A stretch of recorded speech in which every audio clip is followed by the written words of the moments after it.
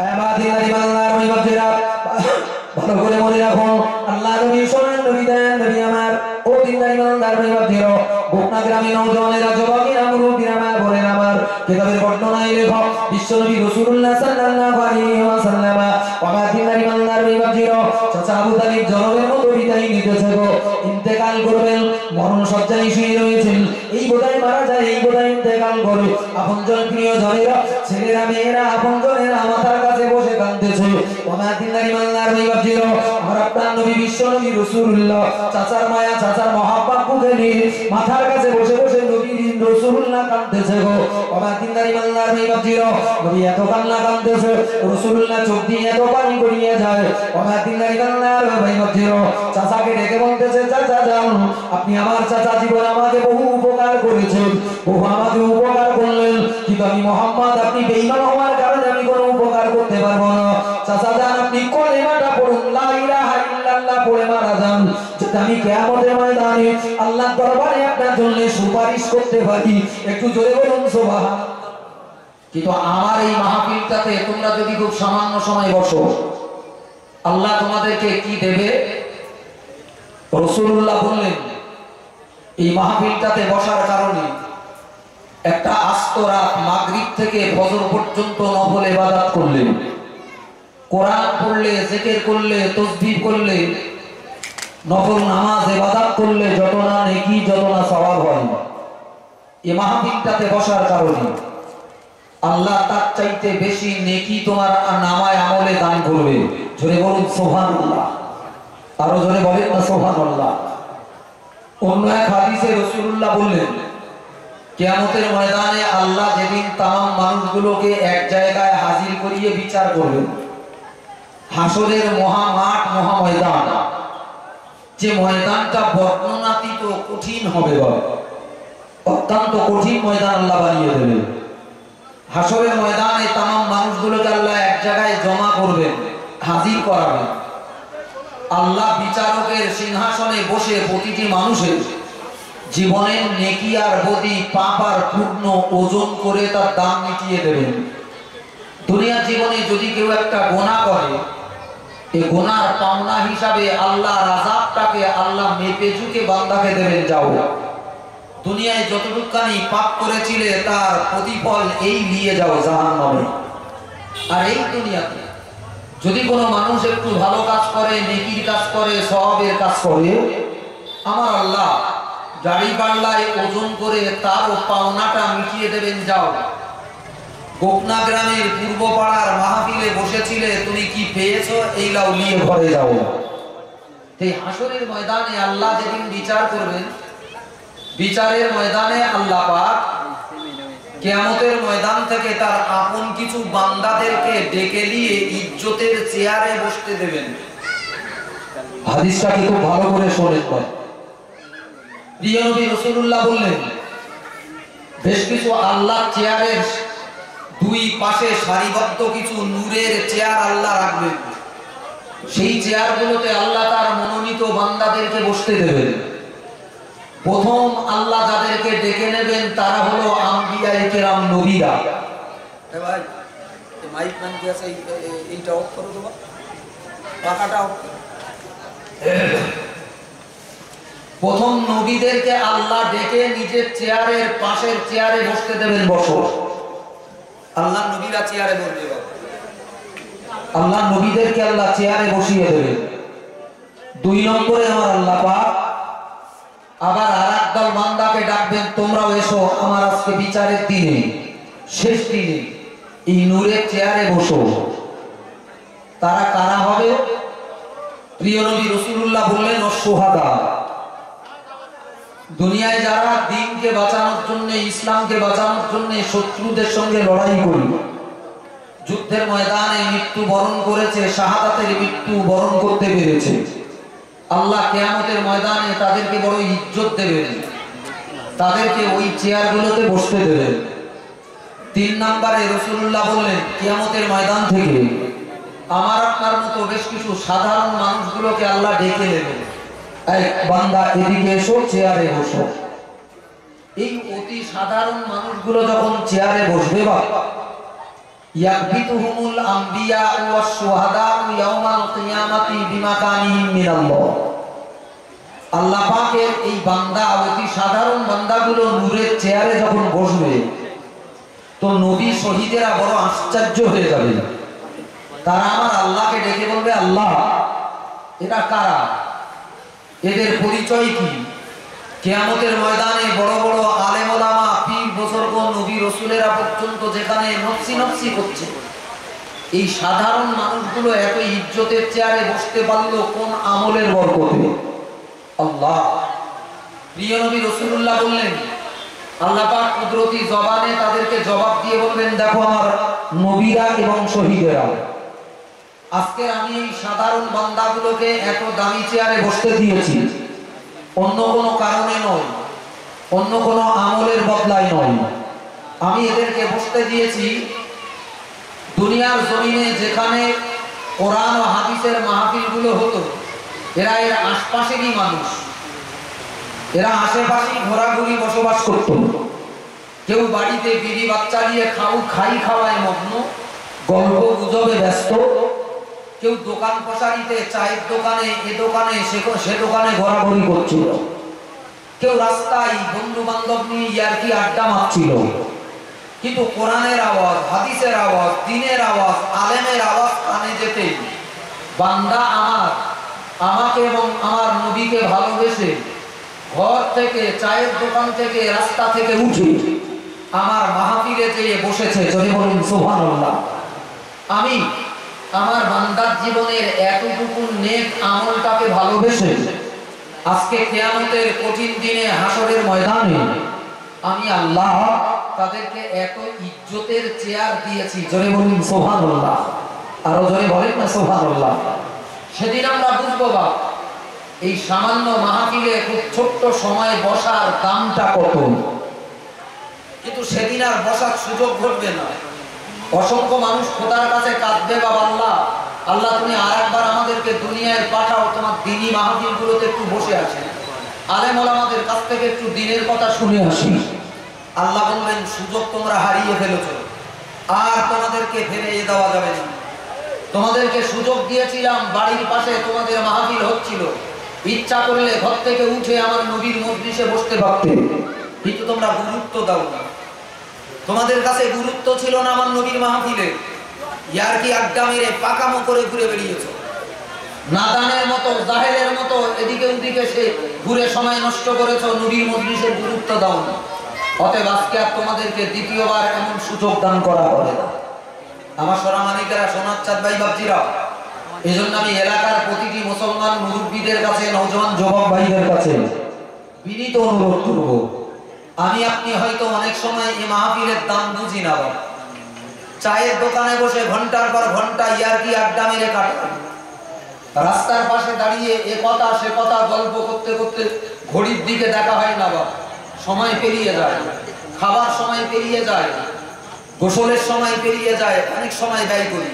কিন্তু দুনিয়ার অন্য যে জায়গায় সময়গুলো আমরা ব্যয় করি, এই সময়গুলো হয়তো আমার আপনার জন্য জাহান্নামের যথেষ্ট কারণ হয়ে দাঁড়াবে। কিন্তু আমি আপনি এই মুহূর্তে আল্লাহ রাসূলকে ভালোবেসে যদি মাহফিলটাতে বসতে পারি, আল্লাহ চাইলে এক নিমেষে, এক মুহূর্তে আল্লাহ আমাদের জীবনের গুনাহগুলো ক্ষমা করে। কবে কোন দিন মারা যাব কেউ তো জানি না, জানি গো আজকে এবছর আছি, আগামীবার মাহফিল হওয়ার আগে যে মরবো না, এ গ্যারান্টি কারো আছে? আপনি এই পাড়ায়, গোকনা পূর্ব পাড়া কিংবা গোকনা গোটা গ্রামটা খুঁজে দেখে, আমি আপনাকে অত্যন্ত বিনয়ের সঙ্গে স্মরণ করাচ্ছি। কিছু কিছু মানুষ আলেম ওলামাদের কথার দাম দেয় না, কিছু কিছু মানুষ আলেম ওলামাদের কথার দাম দেয় না, হাদিস কোরআনের দাম বোঝে না, এরা জাহান্নামে যাবে। আল্লাহ কোরআন শরীফ বলতেছে 29 পারা, সূরাটার নাম হলো সূরা মুলক, যাকে বলে তাবারাকাল্লাহ। আল্লাহ বললেন, তাকাদু তামাইয়াজু মিনাল গায়ব কুল্লামা উলকিয়া ফিহা ফাওজুন সাআলাহুম খাজানাতুহা আলাম ইয়াতিকুম নাযীর ক্বালু বালা ক্বাদ জাআনা নাযীর ফাকাযযাবনা ওয়া কুলনা মা নাযালাল্লাহু মিন শাই ইন আনতুম ইল্লা ফি দালালিন কাবীর। আল্লাহ বললেন, কাল কিয়ামতের ময়দানে একদল মানুষ যখন জাহান্নামী হবে, জাহান্নামে যাবে। বাপ দাদা মুসলমান, 14 পুরুষ মুসলমান, এবং মুসলমানের ঘরে জন্ম, অথচ এ ব্যক্তি জাহান্নামে যাবে। খোদার ফেরেশতারা এই জাহান্নামী গুলোকে দেখে রাগে ফেটে পড়বে। তারা রাগে গোস্তাবার হবে। বেশি রেগে গেলে মানুষ যেমন লাল হয়ে যায়, কাঁপতে থাকে, থরথর করে নড়তে থাকে। জাহান্নামীর ফেরেশতারা কিছু জাহান্নামীকে দেখে এইরকম রাগে গুস্সাওয়ার হয়ে পড়বে, রাগে ফেটে পড়বে। কেন? তারা বলবে সাআলাহুম খাজানাতুহা, জাহান্নামীর ফেরেশতারা তাদেরকে জিজ্ঞাসা করবে, তুই জাহান্নামে কেন? তুই জাহান্নামে এলি কেন বল? তোর কি জন্ম মুসলমানের ঘরে ছিল না? তোর বাপ দাদা কি মুসলমান ছিল না? তোর 14 পুরুষ তো মুসলমান। তোর জন্ম তো হিন্দুর ঘরে না, কাওরার ঘরে না, বেদিনের ঘরে না। তোর জন্ম তো আল্লাহ দয়া করে মুসলমানের ঘরে দিল। তুই জাহান্নামে কেন এলি? আল্লাহর ফেরেশতারা তাকে প্রশ্ন করবে সাআলাহুম খাজানাতুহা আলাম ইয়াতিকুম নাযীর, তোদের কাছে ভয় দেখানেওয়ালা কেউ কি যায়নি? দ্বীনের কথাগুলো, শরীয়তের কথাগুলো, আল্লাহর আযাবের কথাগুলো, জাহান্নামের কথাগুলো বলার মতো লোক কি তোদের কাছে কেউ ছিল না? তারা কি বলবে জানেন? জাহান্নামীরা বলবে ক্বালু বালা, হ্যাঁ অবশ্যই ছিল। মাঝে মাঝে পূর্ব পাড়ায় জলসা হতো, আলেম ওলামারা আসতো, তারা কোরআন ও হাদিসের মাধ্যম দিয়ে আমাদেরকে ডাকতো দ্বীনের দিকে, হকের দিকে, নামাজের দিকে। পাপের রাস্তা পরিহার করার জন্য বলতো পাপ করিস নে, তুই বুঝিস নে তোর একটা ছোট পাপ তোর জন্য কতটা ভয়ঙ্কর মারাত্মক আযাব হয়ে দাঁড়াবে। পাপ করিস নে, পাপ সহ্য করা যাবে না, ফিরে আয়, তওবা কর, আল্লাহর রাস্তার পথিক বনে যা। কিন্তু আলেমদের এই কথাগুলো আমাদের মনে দাগ কাটতো না। আমরা মুনশিয়াতদের কথার দাম দিতাম না, গুরুত্ব দিতাম না। ক্বালু বালা কদ জাআনা নাযীর ফাকাজ্জাবনা, আমরা কথাগুলোকে মিথ্যা মনে করতাম। বাদ দাও দিন সব কথা, আবার কিয়ামত হবে, কবরে আবার পাপের হিসেব হবে। জোরে বলুন আস্তাগফিরুল্লাহ। এই মুসলমানদের ধর্মের প্রতি যে বিশ্বাস নেই এ কথা বলা যাবে না বাবা, কিন্তু আমাদের বিশ্বাসটা বাজারে বিশ্বাসের মতো হয়ে গেছে বাবা। কোরআনের সঙ্গে মুসলমানদের যে সম্পর্ক থাকার দরকার ছিল বাবা, আগের জামানার মুসলমানরা কোরআনের সঙ্গে যে দিল লাগিয়েছিল, অন্তরের সম্পর্ক, আজকে জামানার মুসলমানদের সে সম্পর্ক নেই বাবা। পাঞ্জাবি গাইতে ঘুরে বেড়াচ্ছি বা 5 ওয়াক্ত মসজিদে যাচ্ছি, মাঝে মাঝে মাঝে মাঝে তসবিহ টিপতেছি, কিন্তু তাও আমাদের দিলের যেন পরিবর্তন নেই বাবা। আমরা যেন পরিবর্তন হতে শিখিনি বাবা। কোরআনের সঙ্গে, ইসলামের সঙ্গে, আল্লাহ আল্লাহ নবীর সঙ্গে যে সম্পর্ক তৈরি করার দরকার ছিল আমরা করতে পারিনি বাবা। লোক দেখানোর মতো ধর্ম পালন চলতেছে। আমি মাঝে মাঝে বলি বাবা, আজকের জামানার মুসলমানদের হালাত ঠিক ওই রকম। কচুর পাতায় পানির সঙ্গে যেমন সম্পর্ক, কচুর পাতায় পানির সঙ্গে যেমন সম্পর্ক, আজকের জামানার মুসলমানদের সঙ্গে ইসলামের ওই রকম সম্পর্ক বাবা। মুসলমান এই দেখো পাঞ্জাবি গাইতে ঘুরে বেড়াচ্ছে, মাথায় টুপি দিয়ে মসজিদে গেছে, আবার মসজিদ থেকে বেরিয়েই সব বনাসে কাণ্ড করছে, করে না বাবা? মুসলমানরা কত বড় বড় পাপ করতেছে বাবা। আজকে জাতির অন্তর নোংরা হয়ে গেছে, শক্ত হয়ে গেছে। এরই পরিণতিতে আজকে দুনিয়া জোড়া মুসলমানরা মার খাচ্ছে বাবা। আল্লাহ পাক জাতিটাকে বড় ভালোবাসে, কিন্তু মুসলমানরা যখন দিনে রাতে নারী পুরুষ মিলে গুনাহ খরিদ করে বেড়ায়, তখন আল্লাহর আসমানি আযাব গজব এসে জাতির মাথায় পড়ে। আজকে যে মুসলমানরা পৃথিবীতে ঝেঁটালাটি খেয়ে মরতেছে বাবা, বেঈমান কটা গরু ছাগলের মতো মুসলমানরা লেট হচ্ছে, এ দোষ বেঈমানদের না বাপ, এ দোষ আমাদের নিজেরা। মুসলমান পরিচয় দিয়েছি, জীবনটা মুসলমানের মতো তৈরি করতে পারিনি।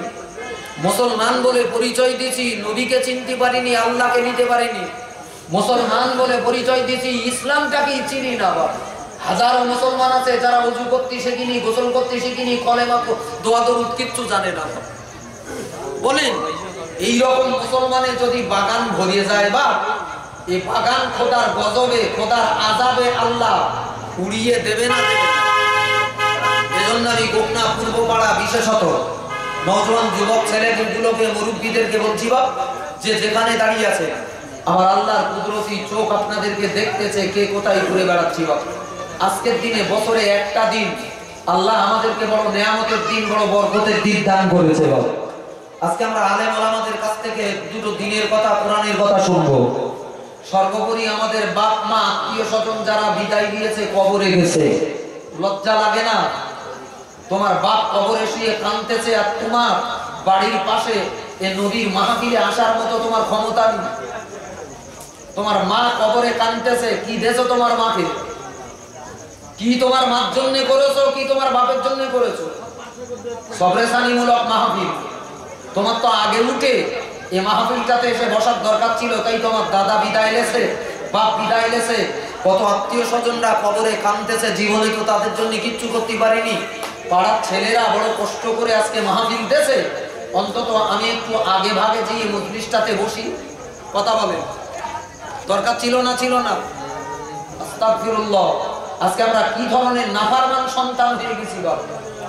বাপটাকে কবে কোন দিন কবরে শুইয়েছি, হাত দিয়ে ঘরে উঠে গেছি, বাপের কথা ভুলে গেছি, মার কথা ভুলে গেছি।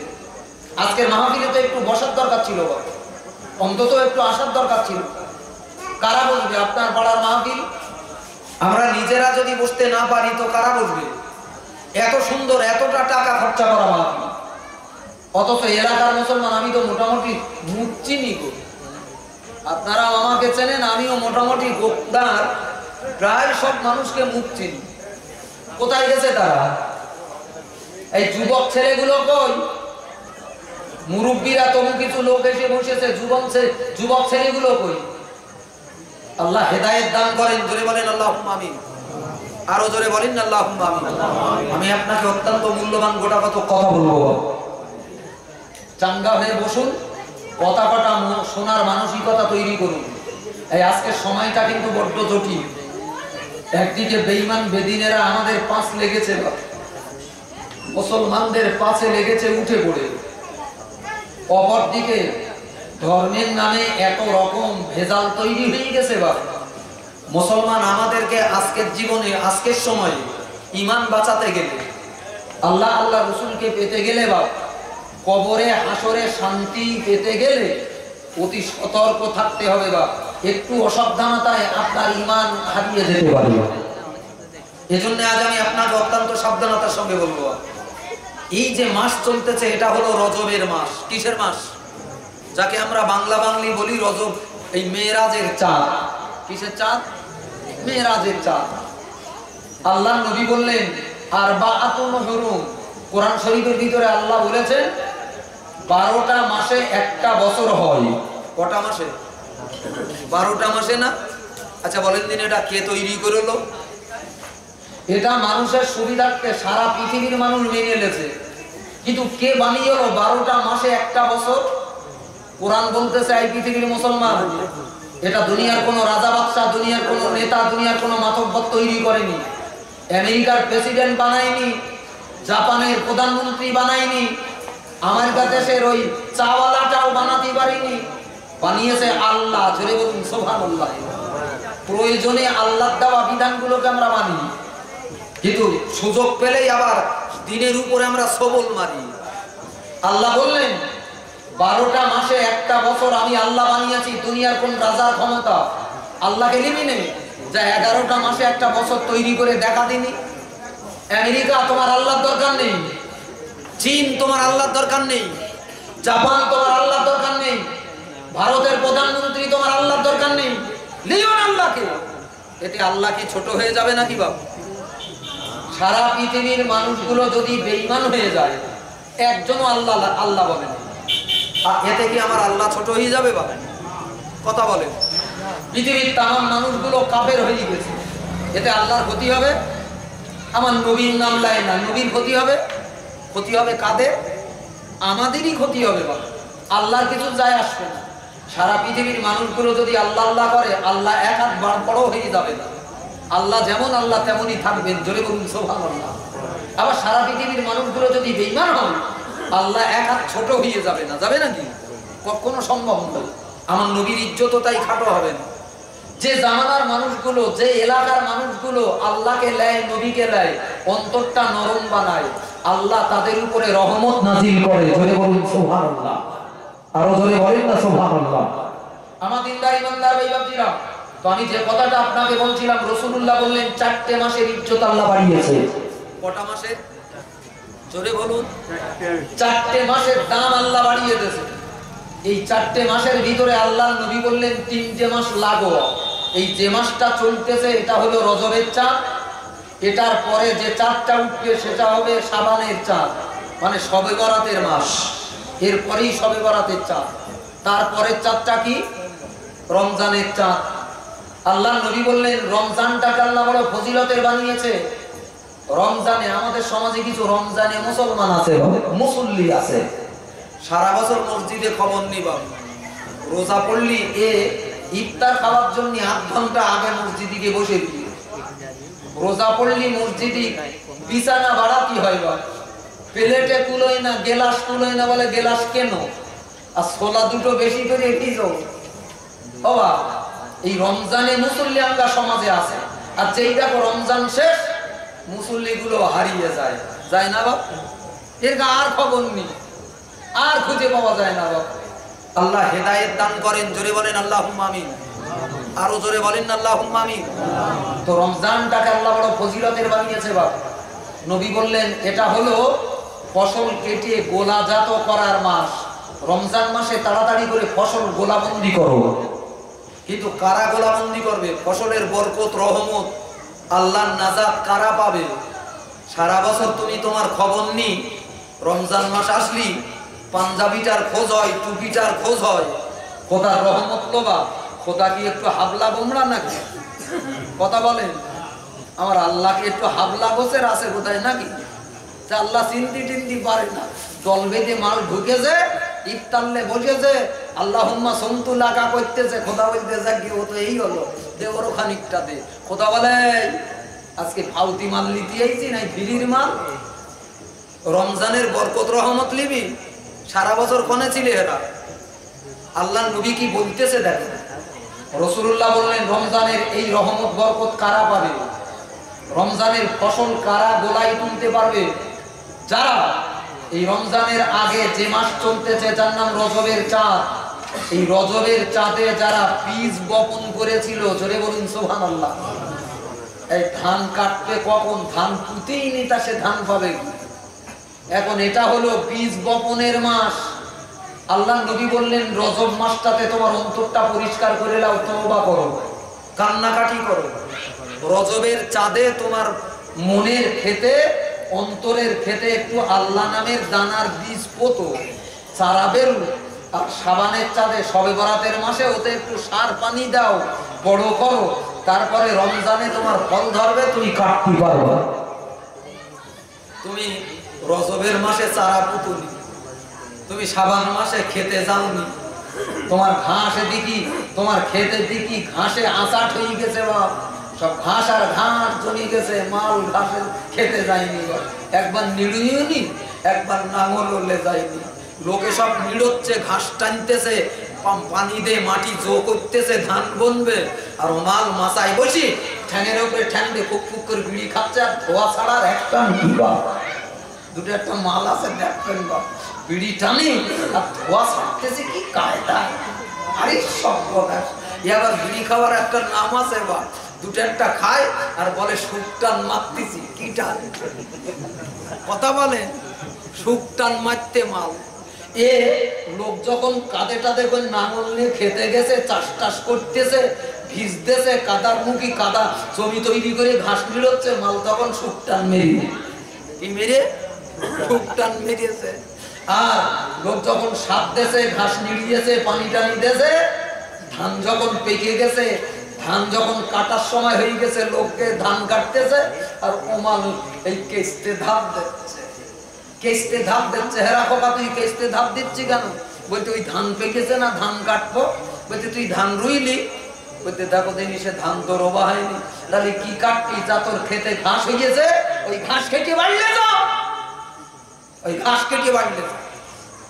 রমজানের ফল নিবি, ধান নিবি, দানা পুতিলি।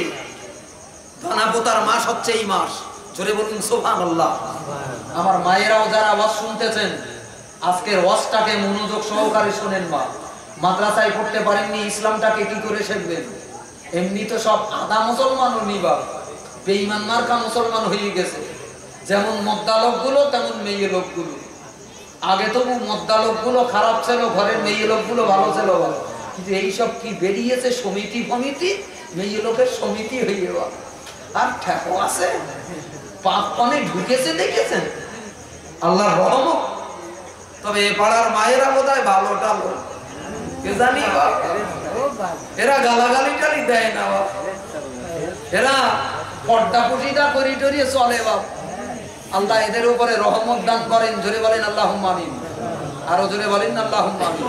বাবা, হিন্দুরা অমুসলিমরা আজকে আমাদের বিভিন্ন রকম কটূক্তি প্রশ্ন তোলে। মুসলমানরা এদের ভালোবাসে না, মুসলমানরা ভারতবর্ষের গাদ্দার। এই চারিদিকে শুনতেছেন না শোনেন না? জোরে বলুন। আজকে মুসলমানদের লুঙ্গি পরা দেখে, পাঞ্জাবি গায়ে দেওয়া দেখে কিছু বিজেপি নেতারা দেশময় রটাচ্ছে। এই দেশের গাদ্দার কারা জানো? যারা ওই লুঙ্গি পরে ঘুরে বেড়ায়, যারা লুঙ্গি পরে ঘুরে বেড়ায়। আমরা কিছু বুঝতিস না বাবু, অতিজ্ঞাঙ্গা শিকড়গুলো কেটে কেটে কেটে কেটে সব পরিষ্কার করে দিচ্ছে। আঙ্গা মালগুলোর হুসনি মাল ঘরে বস সঙ্গে বসে গল্প করতে, ঘরে যেদিন আগুন লাগাবে সেদিনও বসবে। আমার সোনামানিকেরা, সোনার চাঁদ ভাই বাবজিরা, আমি মূল্যবান গোটাগত কথা আপনাকে বলবো। বেঈমানরা আমাদেরকে, মুসলমানদেরকে বলে দেশদ্রোহী, গাদ্দার। এরা দেশের ভালো চায় না, এ দেশে বাস করে আর গুণগান গায় পাকিস্তানের মুসলমান দেশগুলো। আজকে বোঝার দরকার ছিল, আমাদেরও শক্ত হওয়ার দরকার ছিল। কোনে শুনলেই আমরা সব মুসলমানরা যদি এক কথায় জবাব দিতে পারতাম, জবাবগুলো যদি দিতে পারতাম, তাহলে বেঈমানগুলো এত কথা বলতো না। চার দোকানে বসে আঙ্গা হরিপদ কাকা, আঙ্গা হরিপদ কাকা চালে খেয়ে বিড়ি খাচ্ছে আর বলতে এই মুসলমানগুলোর জ্বালায় দেশে বাস হইত। আর আঙ্গা আঙ্গা দা চাচা তাতে একটা গামছাতে পাশের কাছে বসে চা খাচ্ছিল, চা খাচ্ছিল। এখন হরিপদ তো মুসলমানরা ধুইয়ে দিচ্ছে, চাচা কিচ্ছু বলতে পারতেন না। চাচার ভাড়ে কিছু নিতা বলবে, এমনি খুব পাকা পাকা কথা বলে বাপ, কিন্তু যখন আসল জায়গা তখন মুখ বন্ধ। দেখেন না, অনেক মুসলমান এখনো রয়েছে বাপ, পাইপ পাড়ায় মিষ্টির দোকানে গিয়ে মিষ্টি খেয়ে এইবার মাল তাকাতাকি করতে, তাকাতাকি করতে। এই ওরাম করতেছ কেন? বলতে তাই তো খানিকটা হিন্দু লোক বসে রয়ে এখন পানি বলবো না জল বলবো, এর ভয় লেগে বাপ। তাই তো পানি যদি বলি হিন্দুরা আবার আমার যদি খারাপ মনে করে, জল বলবো না কি করবো। আমার মাওলানারা বলে খবরদার তোরকা ভাষা তোরা বল। তার মানে মালের এখনো বুকি ঢুকঢুকুনি কাটিনি বা ও মনে করতেছে এখন যদি বলি তা আবার ধরি এই বুড়ো বয়সে যদি আরেকবার মুসলমানি টানি দেয় তো সব বোনা খেয়ে যাবে। কেন বুকে হিম্মত নেই? বুকে একটু সাহস জোগাতে পারি না? আমার দিন, আমার ধর্মটাকে আমি গর্বের সঙ্গে মানব। তুমি কি মনে করলে ওতে আমার যায় আসে না? ধরে বলুন সুবহানাল্লাহ। আমাদের সমাজে এখনো গোশকে মাংস বলি। কেন বলি? কিসের মুসলমান আমরা? খুব পাঞ্জাবি গাইতে ঘুরতেছি কেন? এগুলো ছোটখাটো গুলো ঠিক করা যায় না? মাংস বললি যে মহাদোষ, আমি এ কথা বলবো না।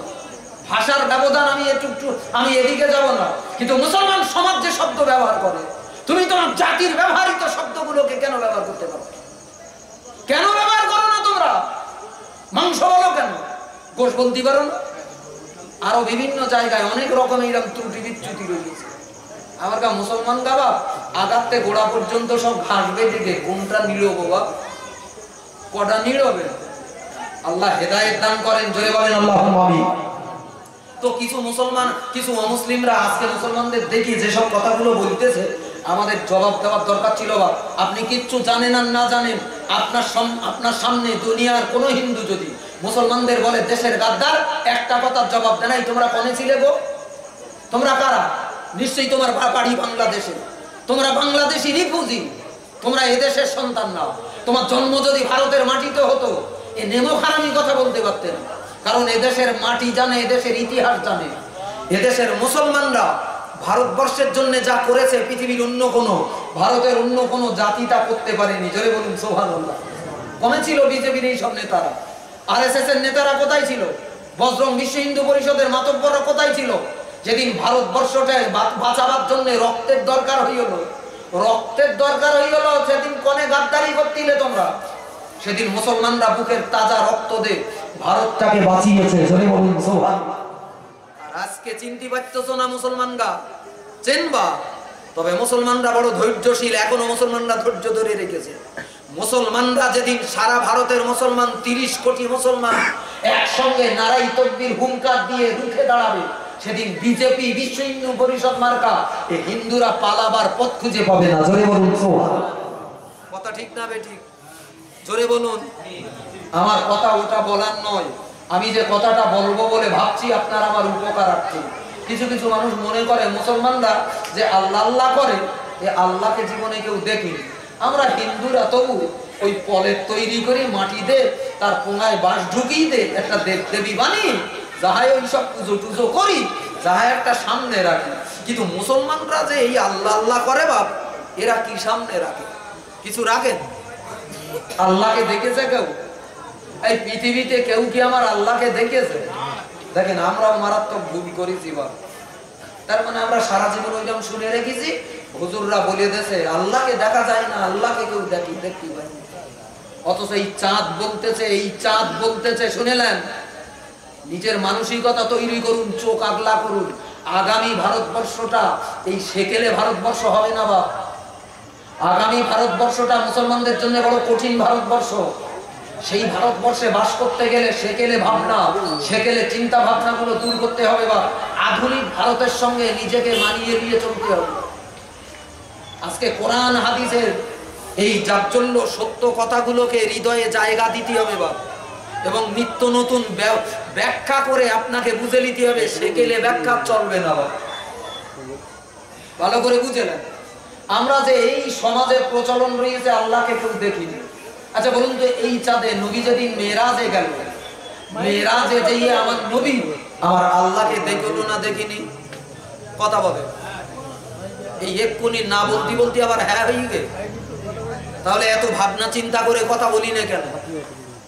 আমরাও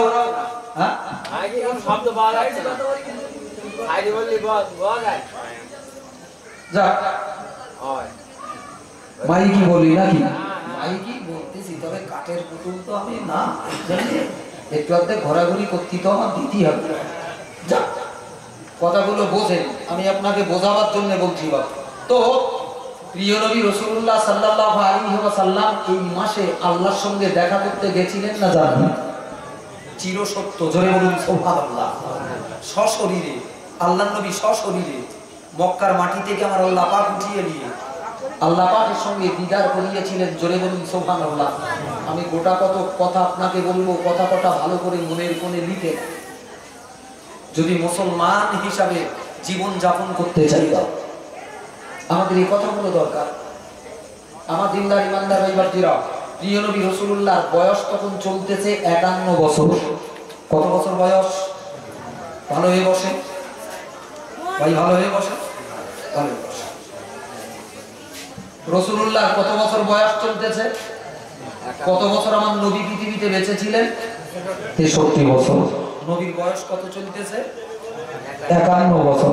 বাবা মাইকটা তো ঠিকঠাক কর না, মাইক কই তোরা না বাপ, সে মাল কনে গো, এটা এখন কি কনে গিয়ে ধোঁয়া দিচ্ছে, টাকা খাওয়া মানে ভাই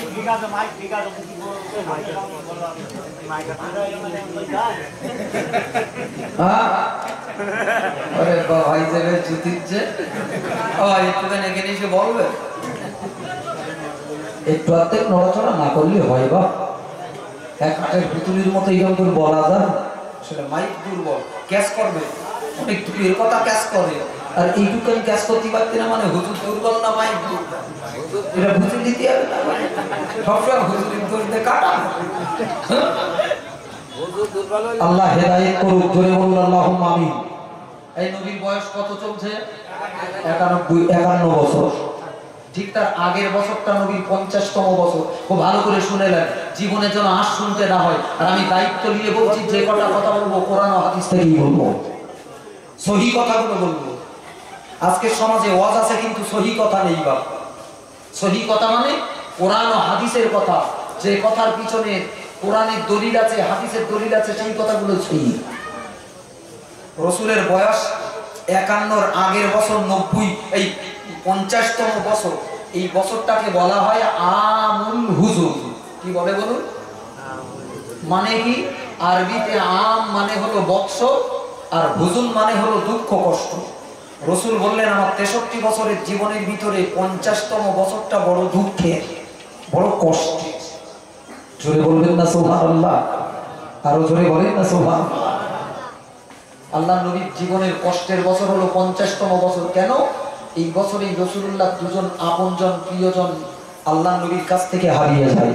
এক নম্বরে চাচা আবু তালিব 50তম বছরে রাসূলুল্লাহ চাচা বাপের মতো, নবী তো জীবনে বাপের মুখ দেখতে পাইনি। বাপ চাচা 8 বছর থেকে নবীকে বড় করে আনতেছে, 50 বছর বয়সে মারা যাচ্ছে, মানে 42টা বছর চাচা এই রাসূলুল্লাহকে লালিত পালিত করলো। জোরে বলুন সুবহানাল্লাহ।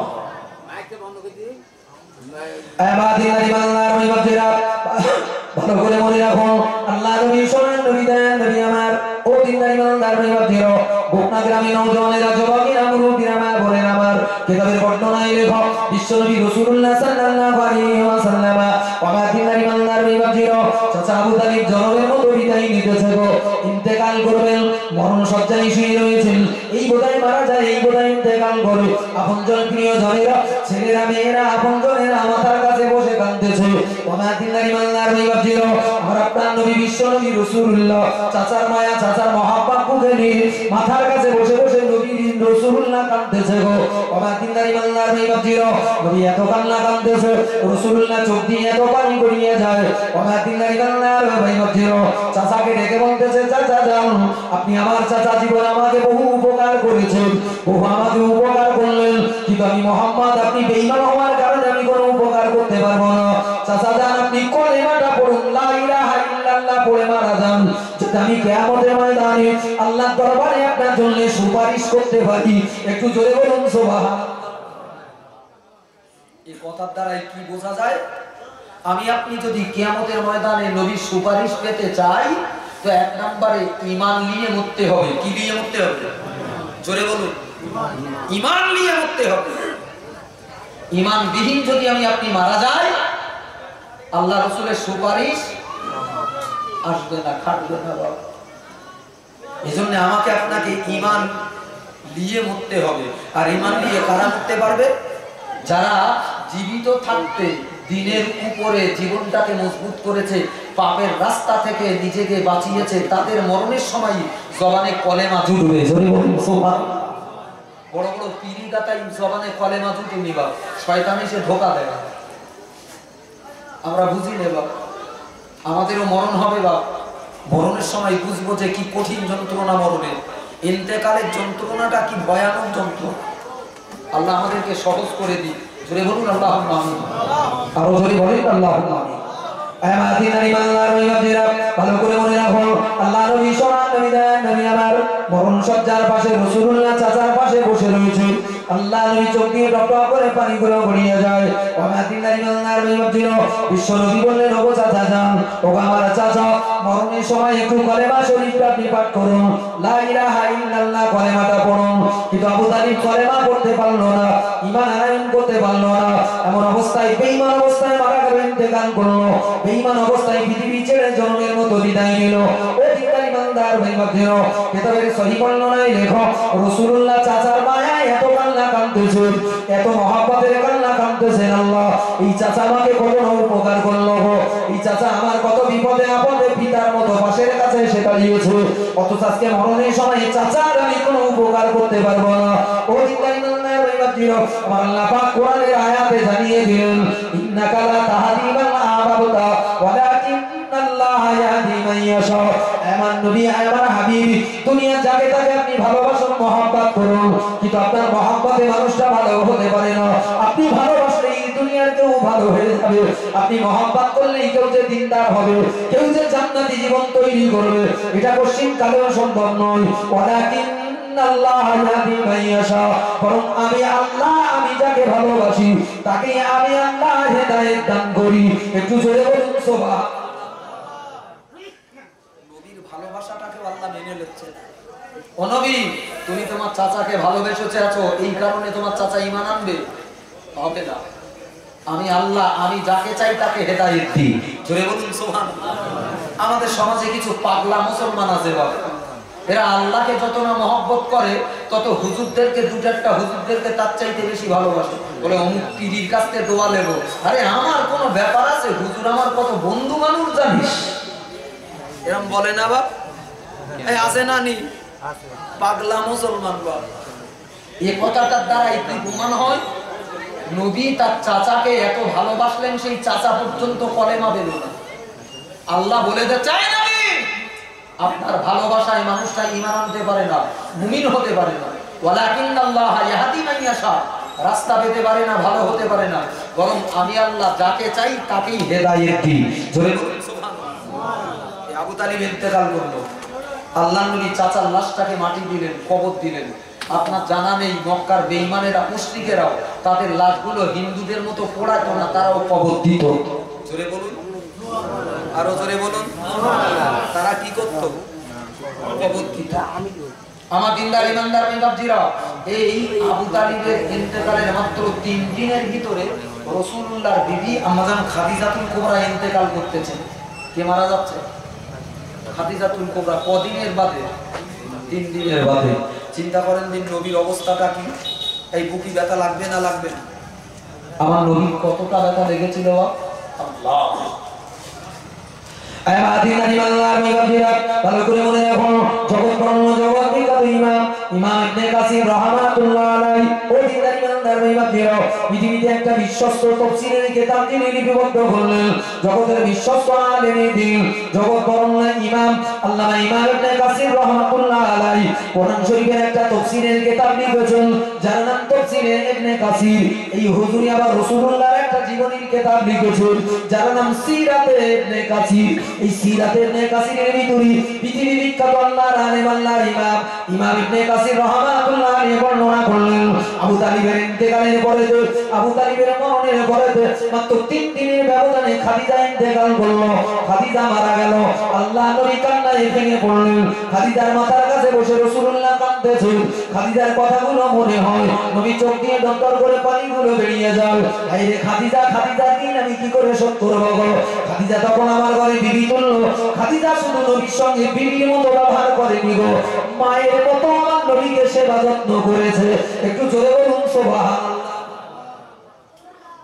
সমাজে যদি আদর্শ নারী, আদর্শ বিবি যদি দেখতে হয়, মা খাদিজার দিকে তাকান। মুসলমান মায়েরা, মুসলমান নারীরা, তুমি যদি জান্নাত চাও, তুমি যদি আদর্শ মুসলমান ঘরের নারী হতে চাও, ওই 4 কোনা বাক্স টিভির ওই ন্যাংটো মেয়ে লোকটা দিক দেখলে হবে না, তোমাকে দেখতে হবে খাদিজার দিকে, ফাতেমার দিকে, আয়েশার দিকে। চলে বলুন সুবহানাল্লাহ। আমরা শিখি কি?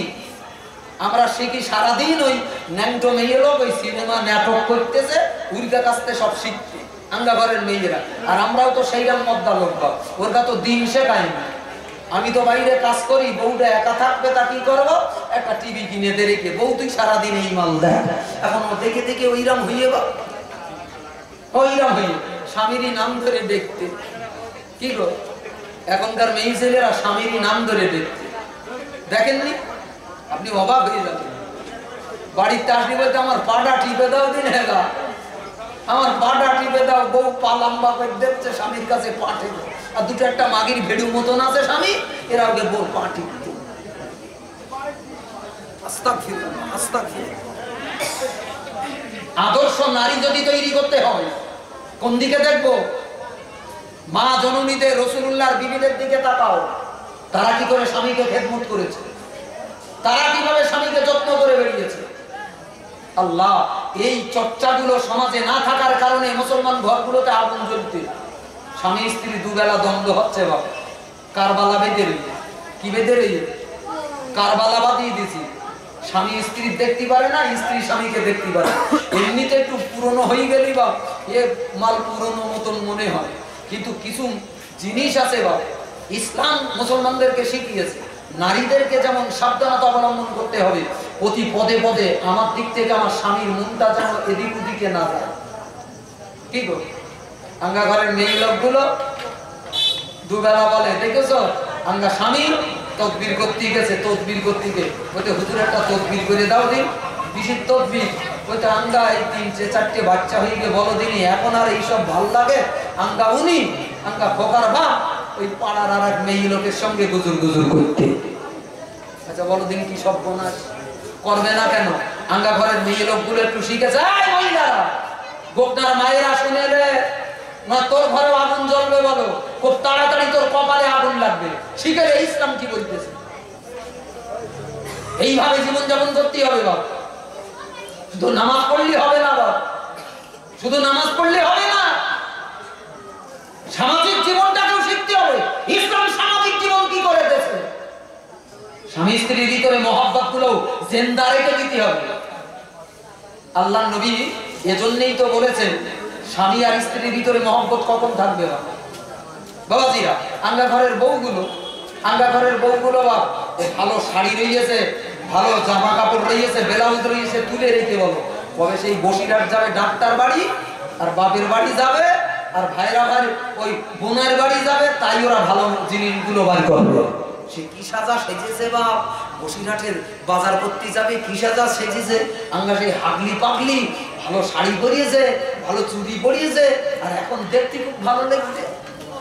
আর আঙ্গা ঘরে যখন থাকে বা তখন চুলি তেল দেয় না বা, মনে হচ্ছে মুকুলির বাঁকা বাঁকিয়েছে, ভালো দাঁত মাজে না, ভালো সাবান মাখে না, ছেঁড়া করা শাড়ি আর ছায়াটা পরিয়েছে, ব্লাউজটা সেই রাম চুতির ব্লাউজ পরি। এই হাগলি পাগলি মেয়ে ছেলে দেখলি কোন পুরুষ তার দিকে আর কদিন তাকাবে? ইসলাম কি এই কথা বলল না? ইসলাম কি এই কথা বলল? গোপনার নারীরা, মেয়েরা ঘর যদি বাঁচাতে যাও আজকে রসটা শোনো, নচেত তোমার ঘরেও বলো আগুন জ্বলবে, খুব তাড়াতাড়ি জ্বলবে, বলো ঠেকাতে পারবা না, আগুন নেভাতে পারবা না।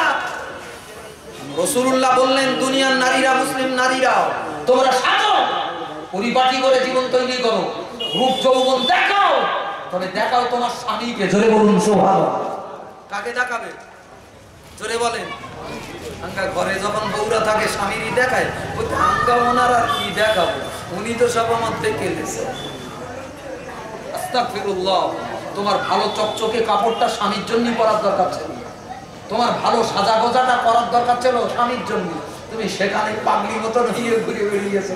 ও মদ্দা লোক তো লোকে নেবেই, ও তো পরের দিকে নজর দেবে। তুমি পাগলি নিয়ে ঘুরে বেড়াও, তোমার সংসার বাঁচবে। বরং সাজো, সুন্দর করে সাজো তোমার স্বামীর কাছে, স্বামীর কাছে তুমি সুন্দর পরিপাটি করে সাজো। এটাই রাসূলুল্লাহর নিয়ম। জোরে বলুন সুবহানাল্লাহ। আমরা করতে পারিনি, আমরা দেখাতে পারি, এজন্য আমার ব্যাপারে আগুন জ্বলতে বা আল্লাহ পাক হেদায়েত দান করেন। জোরে বলেন আল্লাহুম্মা আমিন। আরো জোরে বলেন আল্লাহুম্মা আমিন। আয় আমার দিনারি বান্দার বিনতিরা ভালো করে মনে রাখুন, আল্লাহ নবী সোনার নবী দয়ার নবী আমার 50তম বছরে দুজন আপনজনকে নিয়ে ফেললেন। জন্মের মতো বিদায় নিল খাদিজা। যে খাদিজা রাদিয়াল্লাহু তাআলা আমার নবীকে এত ভালোবাসতেন বাপ। রাসূলুল্লাহ যখন মক্কা জমিনে কলেমার প্রচার করতে যেতেন, কলেমার দাওয়াত দেওয়ার জন্য যখন বেরিয়ে যেতেন, মক্কার বেঈমান বেদীনেরা আমার নবীকে চরম নির্যাতন করত, অত্যাচার করত বাপ।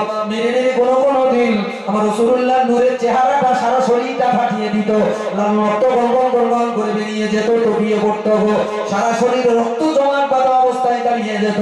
ওয়াতিনদারি বান্দার বিবাজির আল্লাহ নবী সারা দিন কালেমা দাওয়াত দিয়ে, ওই দিনদারি বান্দার বিবাজির আল্লাহ নবী ব্যথা ভরা শরীর নিয়ে রাসূলুল্লাহ ঘরের দরজায় দাঁড়িয়ে যেত। আল্লাহ নবীর বিবি খাদিজা, এই খাদিজার নাম ধরে রাখতেন খাদিজা। খাদিজা দৌড়ে দৌড়ে বাইরে বেরিয়ে আসতো। আমার তো এক নবী ঘরে গিয়েছেন গো, খাদিজা দরজায় দাঁড়িয়ে আমার নবীর চেহারা দেখে ঝরঝর করে কাঁদতো। আল্লাহ আল্লাহ আমার সোনার নবীকে মেরে মেরে কি রক্তে লাল বানিয়েছে, আমার নবীকে কি আকৃতি বানিয়ে দিয়েছে। আল্লাহ এদের মায়া লাগলো না, এদের দয়া লাগলো না। আল্লাহ তোমার নবীকে কি মারা মেরেছে। আল্লাহ আমার সোনার নবী দয়াল নবী আমার বিশ্ব নবীকে মুখে জড়িয়ে নিয়ে খাদিজা তাড়াতাড়ি করে ঘরের ভিতরে রওনা দিতেন। কোলের উপরে রাসূলুল্লাহকে বসিয়ে দিতেন, আল্লাহ নবীকে কোলের উপরে বসাতেন। একটু জোরে বলুন সুবহানাল্লাহ। আমরাও সেই রকম বাপ, আঙ্গা বউ আমার গেলায় না, আমরাও লেই তো মহব্বত থাকবে বাপ। আরে মহব্বতটাকে জিন্দা রাখতে গেলে কিছু কৌশল নবী বললেন, স্বামী স্ত্রীর ভিতরে ওই কৌশলটা চাই। এমনকি মিথ্যা কথা বলা হারাম। মিথ্যা কথা বলা কি? জোরে বলুন কি? মিথ্যা কথা বলা হারাম। কিন্তু দেখেন ইসলাম কি স্বামী স্ত্রীর মহব্বত চেয়েছে, দেখেন কি মহব্বত চেয়েছে ইসলাম। শুধু নামাজের ভিতরে ইসলাম মিথ্যা কথা, স্বামীর মন ভোলাবার জন্য স্ত্রীকে টুকিটাকি মিথ্যা কথা বলাটাও ইসলাম জায়েজ রেখেছে। জোরে বলুন সুবহানাল্লাহ। স্ত্রী ভাত খেয়ে এলেছে, স্বামী ঘরে আসতে দেরি করিয়েছে, বেলা হয়ে গেছে, 3টের সময় মারতে পাঠিয়ে গেছে। এখন বাড়ি এসে বলতেছে, দেখো শিগগির ভাত টাত দাও, এখন ভাত খুলে দেছে স্বামী বলতে হেরা তোমার ভাত কই, স্ত্রী তোমার এই জায়গায় মিথ্যা কথা, এই মিথ্যা কথাটা বলাও যায়, মহব্বত বাড়বে তোমার, তুমি তো খেয়ে এলোছো তোমার মতো কাপ দেখো, তো স্বামীর কথা তো ভাবুনি, কিন্তু স্বামীর সামনে বলো তুমি বাড়ি আসনি বলে না তোমার ছাড়া আমি ভাত খেতে পারি বলো দিনি, এই জন্য আমিও ভাত খাইনি, বসে আছি তোমার সঙ্গে খাবো। জোরে বলুন সুবহানাল্লাহ। এই কথাটা যদিও মিথ্যা, কিন্তু স্বামী এতে কি বুঝবে, সত্যি আমার স্ত্রী আমাকে কত না ভালোবাসে। জোরে বলুন সুবহানাল্লাহ। আরো জোরে বলেন না সুবহানাল্লাহ। তুমি পাইক পাড়ায় গেছো, 3 কাপ চা খেয়েছো, পাকা 3 কাপ চা খেলা হয়ে গেছে, বাড়ি এসেছো, বাড়ি এসে বলো এই দেখো খোকার মা আমার এক কাপ চা করে দাও দিনি। এবার চাটা দেশে বলে দেখো পাইক পাড়ায় গেলুম, পকেটে টাকা ছিল, চা কিনে খাতি পারতো, কিন্তু তোমার হাতের চা না আমার খুব ভালো লাগে। ওটা মনে করবে দেখো আমার স্বামী আমার কত ভালোবাসে, চার দোকানে চা খাইনি, আমার হাতে চা খাবে। এই যে মিথ্যে কথা, এই টুকিটাকি মিথ্যে কথা, এটাও রাসূলুল্লাহ বললেন এর জন্য তোমার গুনাহ হবে না। তবে অন্য জায়গায় বলো না জানো, ফাঁকি দেওয়ার জন্য মিথ্যে কথা বলো না জানো, তাহলে বাবা খোদা বাঁচতে ছেড়ে দেবে। তোমার স্ত্রীর মন জয় করার জন্য টুকিটাকি এই মিথ্যা বলাটা জায়েজ। জোরে বলুন সুবহানাল্লাহ। আরো জোরে বলেন না সুবহানাল্লাহ। কি মহব্বতের জীবন ইসলাম চেয়েছে বলেন দিন বাপ। আমরা কি কায়েম করতে পেরেছি বাপ? আমরা কি তৈরি করতে পেরেছি? আমরা পারিনি বাপ। নামাজ পড়লে কি হবে বাপ? ভালো করে লক্ষ্য করুন, আল্লাহ নবী খাদিজাতুল কুবরা রাদিয়াল্লাহু তাআলা কোলের উপরে রাসূলুল্লাহকে বসিয়ে দিলেন, আল্লাহ নবীকে বসিয়ে দিলেন, সারা গায়ে রাসূলুল্লাহ রক্তের দাগ। ওদিনকার ইমানদার ভাইরা কিতাবের বর্ণনায় লেখো আম্মা জান খাদিজা রাসূলুল্লাহর গায়ে রক্তগুলো মুছে দেবেন, নখ দিয়ে আঙ্গুল দিয়ে খুঁজতে খুঁজতে রক্ত মোছা যায় না গো। সারা নবীর গায়ে পাকা পড়ার মতো দেখো আমি রাসূলুল্লাহর গায়ে রক্তগুলো কি করে মুছে দেব। ওদিনকার ইমানদার ভাইরা কিতাবের বর্ণনায় লেখো খাদিজা আমার নবীকে কত ভালোবাসতেন বাবা, আমার নবীকে কত মহব্বত করতেন বাবা। আম্মা জান খাদিজা দুটো ঠোঁট দাঁড়িয়ে দিয়ে জিহ্বার লালা লাগিয়ে দিয়ে রাসূলের গায়ে শূন্য জমাট বাঁধা রক্তগুলোকে নরম বানিয়ে দিতেন, দুটো ঠোঁট দিয়ে চেটে আমার রাসূলুল্লাহর গায়ে রক্তটুকু পরিষ্কার করে দিতেন। একটু জোরে বলুন সুবহানাল্লাহ। সেই খাদিজা যখন মারা গেল, ইন্তেকাল করলো, নবীর মুখটা যেন খালি হয়ে গেল, দুজন আপনজন বিদায় নিল, নবীর চোখ দিয়ে টপটপ করে পানিগুলো গড়িয়ে পড়লো। এদিকে মক্কার বেঈমান বেদিনেরা, মক্কার কাফের মুশরিকেরা আল্লাহ নবীর বিরুদ্ধে ষড়যন্ত্র তৈরি করলো। আল্লাহ নবীর চাচা আবু তালিব ইন্তেকাল করলো, খাদিজা মারা গেল, নবীর আপনজন বলতে পৃথিবীতে যেন আর কেউ নাই, চল এই সময়ে নবীকে মারি। এই দুজনকে হারিয়ে একদিকে নবীর মন যখন বিষাদে ভরে গেল, বিপদ যখন রাসূলুল্লাহর মন যখন খারাপ হয়ে গেল, দুঃখে যখন হৃদয়টা ভরে গেল, ঠিক এই সময় মক্কার বেঈমানেরা ঘর থেকে বেরিয়ে আমার নবীকে চরম নির্যাতন করতে লাগলো, মুহাম্মাদের উপরে চড়াও হয়ে পড়লো। যেখানে আমার নবী দাঁড়ায়, নবীর মুখে থুতু দেয়, আল্লাহ নবীকে গালাগালি করে, নবীকে নির্যাতন করে, রাসূলুল্লাহ যেন কোথাও দাঁড়াতে পারে না বাপ। ঠিক এই কারণেই সারা পৃথিবী মক্কার মানুষগুলো যখন আমার নবীর মুখ দেখতে যায় না গো, আমার নবীর প্রতি চরম অত্যাচার করতে শুরু করলো। এই সময় আমার আল্লাহ পাক আমার নবীকে খুশি করার জন্য এই মেরাজ দান করলেন। জোরে বলুন সুবহানাল্লাহ। 51 বছর বয়স রাসূলুল্লাহ শুয়ে রয়েছে, অন্যান্য রাতের মতো নবী আরাম করতেছে। জিবরাইল আমার নবীর মাথার কাছে দাঁড়িয়ে পড়লো, হুজুর শিগগির ঘুম থেকে ওঠে। আল্লাহ নবী ঘুম থেকে উঠে পড়লো, রাসূলুল্লাহ ঘুম থেকে জেগে গেল, জিবরাইলকে ডেকে বলছে ভাই জিবরাইল কি গো আমাকে আজকে ঢাকালে কেন? কোরআন নাযিল করবে, ওহী অবতীর্ণ করবে। জিবরাইল আলাইহিস সালাম আমার আপনার নবীকে বলেছিল ইয়া রাসূলুল্লাহ ইয়া হাবিবাল্লাহ আজকে আয়াত নাযিল করব না, আজকে আর কোরআন অবতীর্ণ করব না, কেন তুমি আজ আমার কাছে আগমন করলে গো? জিবরাইল বলেছিল ইয়া রাসূলুল্লাহ ইয়া হাবিবাল্লাহ আল্লাহ পাক অপেক্ষা করতেছেন, আপনাকে আমি খোদার দরবারে নিয়ে যাব, আপনাকে নিয়ে যাওয়ার জন্য আল্লাহ বাহন পাঠিয়েছেন, বরক পাঠিয়েছেন, জান্নাতি বাহন, জান্নাতি বরক। আমি কাবা বাইতুল্লাহর পাশে বেঁধে রেখে এসেছি, আপনাকে নেওয়ার জন্য এসেছি হুজুর, চলুন আপনাকে বরকের পিঠে চাপিয়ে আমি বাইতুল মুকাদ্দাস পর্যন্ত নিয়ে যাব। একটু জোরে বলুন সুবহানাল্লাহ। একদিন দাঁড়িয়ে ওই মসজিদ আল্লাহর নবী বেরিয়ে পড়লেন, বাইতুল মুকাদ্দাসে যাওয়ার জন্য বেরিয়েছেন। কাবা বাইতুল্লাহর পাশে দাঁড়িয়ে গেলেন। জিবরাইল বোরাকটাকে দেখিয়ে দিয়ে বিশ্ব নবীকে বলেছিল, ইয়া রাসূলুল্লাহ, ইয়া হাবিবাল্লাহ, ওই তো বোরাক, ওই বোরাকের পৃষ্ঠে চেপে যান।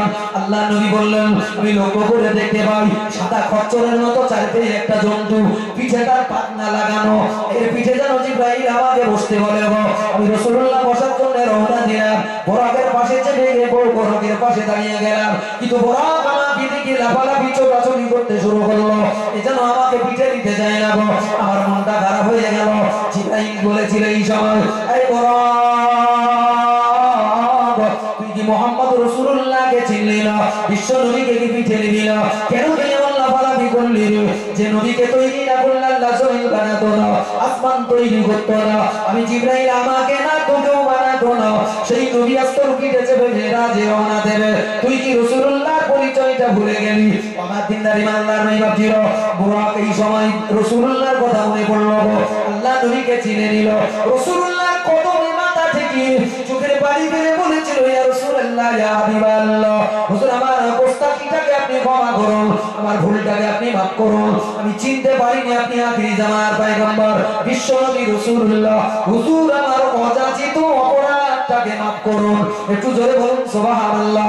আল্লাহ নবী বোরাকের পিঠে চেপে গেলেন। কিতাবে সহিহ বর্ণনায় লেখা, বোরাক আমার নবীকে পিঠে নিয়ে ঢাকা দুবার করে এত জোরে একটা ঝাপটা মারলো, বিশ্ব নবী বললেন অনেকটা দূর এই রাতের অন্ধকারে বেরিয়ে গেল।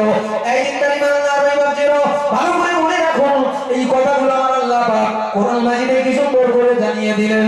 পারা নাম্বার 15, সূরাটার নাম সূরা বনী ইসরাঈল।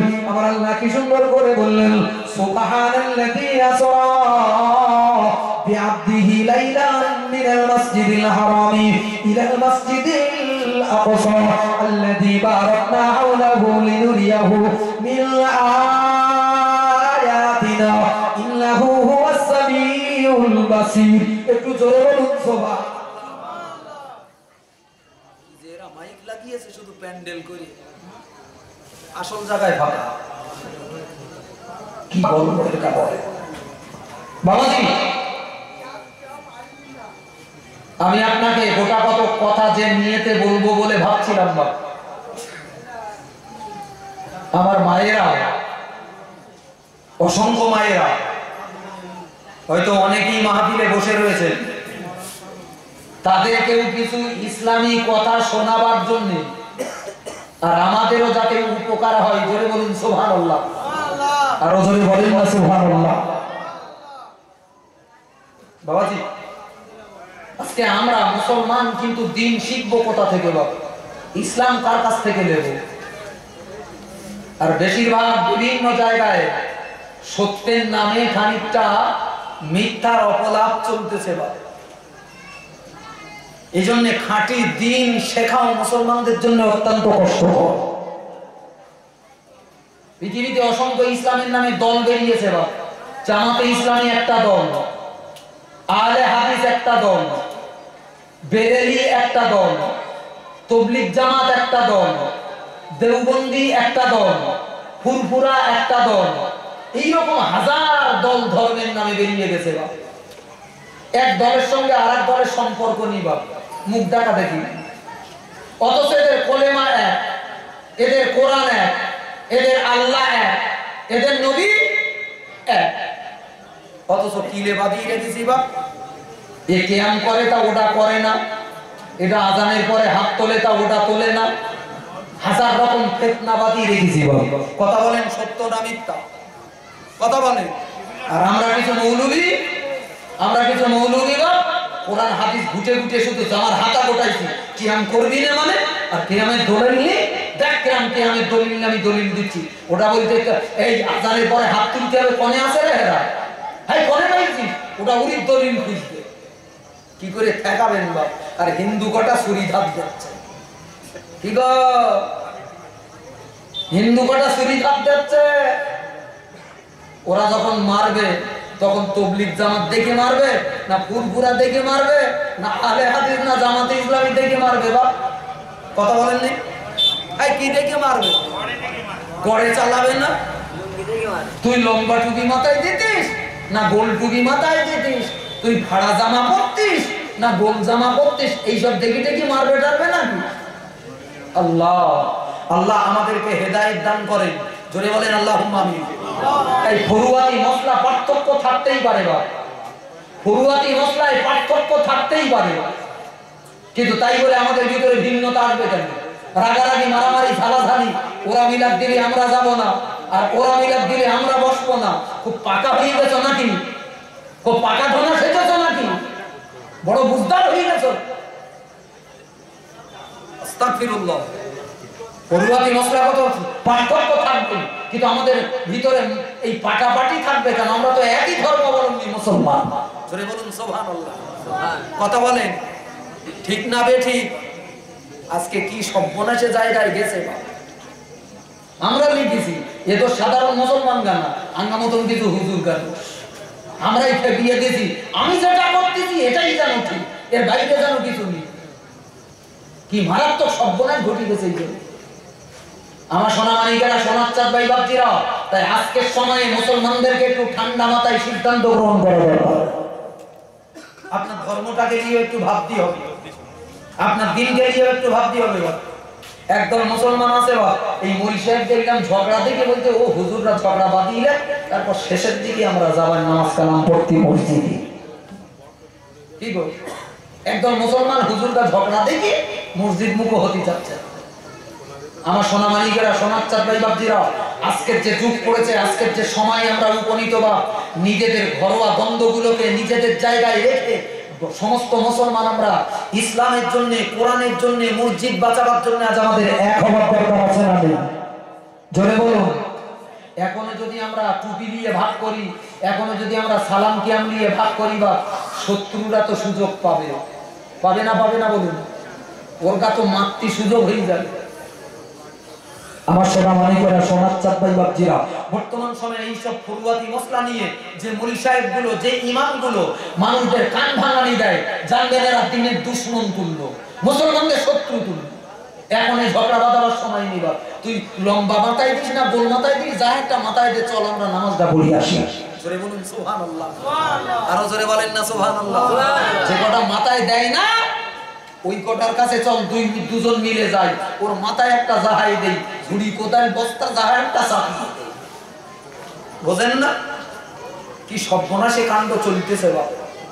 মুসলমানরা কি আল্লাহ বুদ্ধি দেবে না, জ্ঞান দেবে না বাপ? আমি অবাক হয়ে যাই মাঝে মাঝে, আল্লাহ এই জাতিটা আর কতদিন মার খাবে? আল্লাহ হাজার রকম ভুলে ভরা জীবন কাটাচ্ছি বাপ, হাজার রকম নোংরামি জুটে গেছে। মরণটার কথা যেন মুসলমানরা ভুলেই গেছে বাপ। আমরা যেন মনে করি আমরা আর মরবো টরবো না। আল্লাহ আমাদেরকে একটু হেদায়েত দান করেন, জোরে বলেন আল্লাহুম্মা আমিন। আরো জোরে বলেন আল্লাহুম্মা আমিন। বাবাজি, এই মাহফিলটা দীর্ঘদিন চলতেছে বাপ, কিন্তু মাহফিলটার আমি জৌলুস দেখতে পাই না, কেন তাকে জানি না। এরা শূন্য ছাড়া মতো হালাত কি যাবে না বাপ? আসলে আমরা যারা আশেপাশে বাস করি বাপ, আমরাও বসতে চাই, আমরা মজলিসে আসতে চাই না বাপ। আমরাও মজলিসে বসিনি, কি বলি শুনলি দেখা যাবে কেউ বলতে ভালো নামাজ পড়ে, তবলিগি 2-4 দিন গেছে, ও এসে বলতেছে ও ছেলেরা নামাজ পড়ে না, তা ওর জলসায় কি করতে যাবে। এরমও আছে বাপ, এরমও আছে বাপ। কিন্তু আমরা একটু মনটাকে বড় করতে পারি না বাপ। হেদায়েতের মালিক আমি না আপনি। চাচাকে নবী এত ভালোবাসলো, সেই চাচা তো নামাজ পড়েনি, ইমানই আনেনি। রাসূলুল্লাহ সেই চাচাকে আপন পিতার তুল্য বুকে জায়গা কি করে দিল? জোরে বলুন সুবহানাল্লাহ। এই কথাগুলো কখন বলি? যখন বলি মনে করি আমি কি না জানি একটা হয়ে গেছে। হেদায়েতের মালিক আল্লাহ, হেদায়েতের মালিক কেডা? আমার আপনার দায়িত্ব শুধু বলা। আমার আপনার দায়িত্ব কি? বলা। এর বাইরের বড় দায়িত্ব আপনার আমার নেই। অথচ এইগুলো আমরা খুব ধরাধরি করি। আমরা ও মাহফিলে যাব না, ও ওরা মাহফিল দেখতে যাব না, কেন? এইসব শয়তানি। এগুলো একটু বলা যায় না? হ্যাঁ, এগুলো একটু দূরে সরিয়ে দেওয়া যায় না? পাড়ায় একটা ভালো জিনিস, এত বড় মাহফিল, এত বড় মাহফিল, এত বড় একটা মাহফিল আপনার আমার পক্ষে করা সম্ভব? এই যুবক ছেলেগুলো যদি না লাগে এর পেছনে, আমি এবছরের গা মানা করে দিচ্ছি, আসেন দিন কোন মুরব্বী আর কোন নামাজি, কোন তবলিগ জামাতের আমির আর কোন ফুরফুরার হুজুর কেটা আছে এই সামনে এসে দাঁড়াও দিনি, আগামী বছর তোমার গা করতে হবে, আমি দায়িত্ব দিয়ে যাবো, দেখি তোমার গা কিরাম মদ্দামি, এইসব দাঁড়াও সামনে। এই যুবক ছেলেগুলো এরা খাটাখাটি না করলি, এত টাকা খরচা করা, পাড়ার এত বড় একটা মাহফিল বা, এটাকে তো খারাপ বলা যাবে না, যাবে বাপ? কথা বলেন, বাপ মা শুয়ে রয়েছে কবরে, একটু সবরেসানি, এটাকে খারাপ বলবেন? কথা বলেন, খারাপ বলা যাবে না বাপ। তো এরা যদি ডাকে আপনি না আসেন তো আসেন, আপনার ঘরে দায়িত্ব দিচ্ছি, আপনি করেন, কেটা আসেন দেখি, কোন মদ্দা লোক আছে দেখি, দায়িত্ব নেন। এরা করবে না, এরা বরং আপনাদের সহযোগিতা করবে। আসল কথা হলো বাপ, আমরা সবাই যে যার মতো বয়স হয়ে গেছে, 12 কাজে জড়িত বাপ, আমরা এ দৌড়দৌড়ি হাবড়াহাবড়ি এ কষ্টের কাজ আমাদের পক্ষে সম্ভব না। পাড়ায় এত বড় মাহফিল, কত টাকা খরচ একবার বলেন দিন, এই প্যান্ডেলটা কত খরচা হতে পারে? তাবাররুক হচ্ছে বিরানি, বিরানির তাবাররুক। আচ্ছা বলেন কত হাড়ি হচ্ছে বিরানি? এবার 10 হাড়ি বিরানি, 10 হাড়ি বিরানি। বাড়ি ছেলে বেঁধেছেন, কহাড়ি রান্না করিলেন, হেগা 2 হাড়ি রান্না করতে গিয়ে তাই কুচকুত হইবে, বুঝলি সব্বনাশ, কত টাকা পাবো? হ্যাঁ, ছেলে বেঁধেছেন 2 হাড়ি বিরানি করতে গিয়ে চাচার মাথা খারাপ, একবার পূবের দিকে দৌড়চ্ছে, একবার পশ্চিম দিকে দৌড়চ্ছে, চাচার মাথা খারাপ, 2 হাড়ি বিরানি। আরে ছেলেরা 10 হাড়ি বিরানি করেছে, যে কাদের জন্য করেছে? কাদের জন্য করেছে? সারা গ্রামবাসীদের জন্য। আল্লাহ আল্লাহ রাসূলের স্মরণে একটা মাহফিল দিচ্ছি, যারাই আসবে গ্রামের লোকেরা খাবে, জোরে বলুন সুবহানাল্লাহ, আরো জোরে বলেন না সুবহানাল্লাহ। এখন আপনি যদি বলেন ওরা বিরানি করতে বলেছে কেটা, তাহলে আর কিছু বলার নেই। আপনি যদি বলেন কিছু মাল আছে এরকম বেকাসোড়া মাল পাড়ায় 2-4টা থাকে না, ও ভালো জিনিস বোঝে, ও ভালোটা দেখতে পায় না, ও সবসময় আংশুরি বেকা, সবসময় আংশুরি বেকা। আবার পাশের বাড়ি এরকম লোকও থাকে। এখন আপনি যদি বলেন বাতসাতে মিলাদটা হয়নি কেন, বাতসাতে মিলাদটা হয়নি কেন, এর গা বিরানি করতে বলেছে কেটা, তাহলে আপনার সঙ্গে তর্ক করবো না। মানুষ সবসময় ভালোর দিকে চায়, উন্নতির দিকে চায়, এটাকে সহযোগিতা করা দরকার, এটাকে সাহায্য করা দরকার। আমার সোনামানিকেরা, সোনার চাঁদ ভাই বাপজিরা, সময় একটু এদিক ওদিক হওয়ার কারণে খুব ভালো বক্তা প্রথমে যে উঠলো, আপনারা হয়তো শপথগুলো শুনতে পারেনি, খুব ভালো বক্তা ছিল বা, খুব নামকর বক্তা। আমার পরেও একজন খুব সুন্দর বক্তা রয়েছে, ক্যানিং এর মাওলানা, দক্ষিণ 24 পরগনার মাওলানা আমানুল্লাহ সাহেব এসে গেছে, এসেছে, তিনি আপনাদের কাছে আসবেন। আমি লম্বা সময় আপনাদেরকে কষ্ট দেব না বাপ, আজকের একটা দিন ভাই ভাই এক জায়গায় যদি হতে পারতাম বাপ, আমার মনটা ভালো লাগতো বাপ, যে সব ভাই এক জায়গায় আনন্দের সঙ্গে বসে আছি। আজকের আনন্দের দিন, পাড়ায় মিলাদের দিন, আজকে মৃত ব্যক্তিরা যেমন আনন্দ লাভ করবে বা আমার আপনার মৃত মা বাপের কবরে যেমন মাহফিলের সওয়াব যাবে, তারা যেমন আনন্দিত, আমরাও দুটো দিনের কথা, হাদিসের কথা শুনতে পেরে আমরাও আনন্দ প্রকাশ করব। এটাই তো মুসলমানদের জীবন ছিল বাপ। ভালো কাজে আনন্দ পান না, পাড়ায় মিলাদ হয়ে ভালো লাগে না, গুনাহ করে ভালো লাগে বাপ। আমার সোনা মানিকেরা, সোনার চাঁদ ভাই বাপজিরা, আমার পরপরই ওই বড় বক্তা আপনাদের কাছে আসবেন, নসিহত করবেন। তবে আমি দীর্ঘ সময় আপনাদেরকে কষ্ট দেব না, আর বেশি সময় নেবও না বাপ। আপনারা, আমি আপনাদের জন্য আজকের মাহফিলের জন্য, আমি আপনাদের জানেন, আপনারা আমাকেও চেনেন, ওটা উঠি করবেন না বাপ, টাকা না দিলেও উঠবেন না। আমরা কিছু রোগ আছে বাপ, কিছু মানুষ যেই একটু টাকার দিকে চাই সেই মানুষ উঠে পড়ে বাপ, এটা খুব খারাপ জিনিস। টাকা না দিস বাপ, বস, তোর কাছ থেকে কেড়ে নেবো, তোর কাছ থেকে টাকা কেড়ে নেবো বাপ, খুশি মনে দে বাপ। পাড়ার মাহফিলটা হয়, এত বড় একটা জলসা বাপ, এর কি বাপ মামারা দায় করিয়েছে বলেন দিন বাপ? গোকনা পূর্ব পাড়ার এই যে ইজ্জত, গোকনা পূর্ব পাড়ার এই যে সম্মান একটা মাহফিলের বদৌলতে বাপ, এটা কি কম? এ কি শুধু এই যুবক কাটা পাবে না? গোকনা গ্রামে পূর্ব পাড়ায় যত লোক বাস করে সবাই পাবে। জোরে বলুন সুবহানাল্লাহ, আরো জোরে বলেন না সুবহানাল্লাহ। হিংসা করবো না বাপ, এই পাড়া জলসা হয়, ও পাড়ারা হিংসা করি, এ জলসাতে লাভ নেই বাপ। মনটাকে বড় করে, আপনি আপনার পাড়ায় দেনটা কি হয়েছে দেন, কে যান, এ পাড়ার জলসাটাকে ও ভালোবাসুন। যদি ধর্মের জন্য দেন, যদি আল্লাহ আল্লাহ রসুলের জন্য দেন, তাহলে এসব হিংসা পরিত্যাগ করুন, হিংসাগুলো দূরে সরিয়ে দেন। একে অপরের সঙ্গে ভালো মন তৈরি করুন, ভালো ব্যবহার তৈরি করুন, ধর্মের দিকে মনোমানসিকতা পরিচ্ছন্ন করুন, আল্লাহ আল্লাহ রসুলের সন্তুষ্টির নিয়ত করুন। বা তো আপনারা জানেন আমি আপনাদের কাছে একটু ভিক্ষের হাত পাতি, প্রতি বছরই আমাকেই পাততে হয়। বা তো আগামী বছরটার জন্য দীর্ঘ কয়েক বছর ধারাবাহিক এই মাহফিলটা হয়ে আসতেছে। বা আগামী বছরটার জন্য আমি আপনাদের কাছে একটু হাত পাতবো। বা রাগারাগি ঝালাঝালি না করে বা আপনার কষ্টের মেহনতের পয়সা যদি মনে করেন দুটো দিনের কাছে ব্যয় করব, আল্লাহ আল্লাহ রসুলের জন্য আমারও দুটো টাকা দেওয়ার দায়িত্ব রয়েছে। বা পাড়ার মাহফিলটা হয়, এত টাকা খরচের মাহফিলটা করে, এতেও আমাকে একটু শরীর থাকার দরকার। আমি এক নম্বরে একটু অনুরোধ করবো বা আমার সোনামানিকেরা, সোনার চাঁদ ভাই বাপজিরা, আগামী বছর মাহফিলটার জন্য 1000 টাকা এক নম্বরে দেওয়ার মতো সৌভাগ্যবান কোন খোদার বান্দা যদি মাহফিলে থাকেন একটু হাত উঁচু করে বলেন না ভাই যে আগামী বছর আলহামদুলিল্লাহ। কি নাম? জোরে নাম বলতে হবে। আমার এক নম্বরে আমার রব্বানি ভাই, জোরে বলেন জিন্দাবাদ। আরো জোরে বলেন না জিন্দাবাদ। আল্লাহ তার দানকে কবুল করেন, জোরে বলেন আল্লাহুম্মা আমিন। আর একটু জোরে হবে আল্লাহুম্মা আমিন। আরো জোরে বলেন আল্লাহুম্মা আমিন। একটু তাকবীর দেন না, নারে তাকবীর।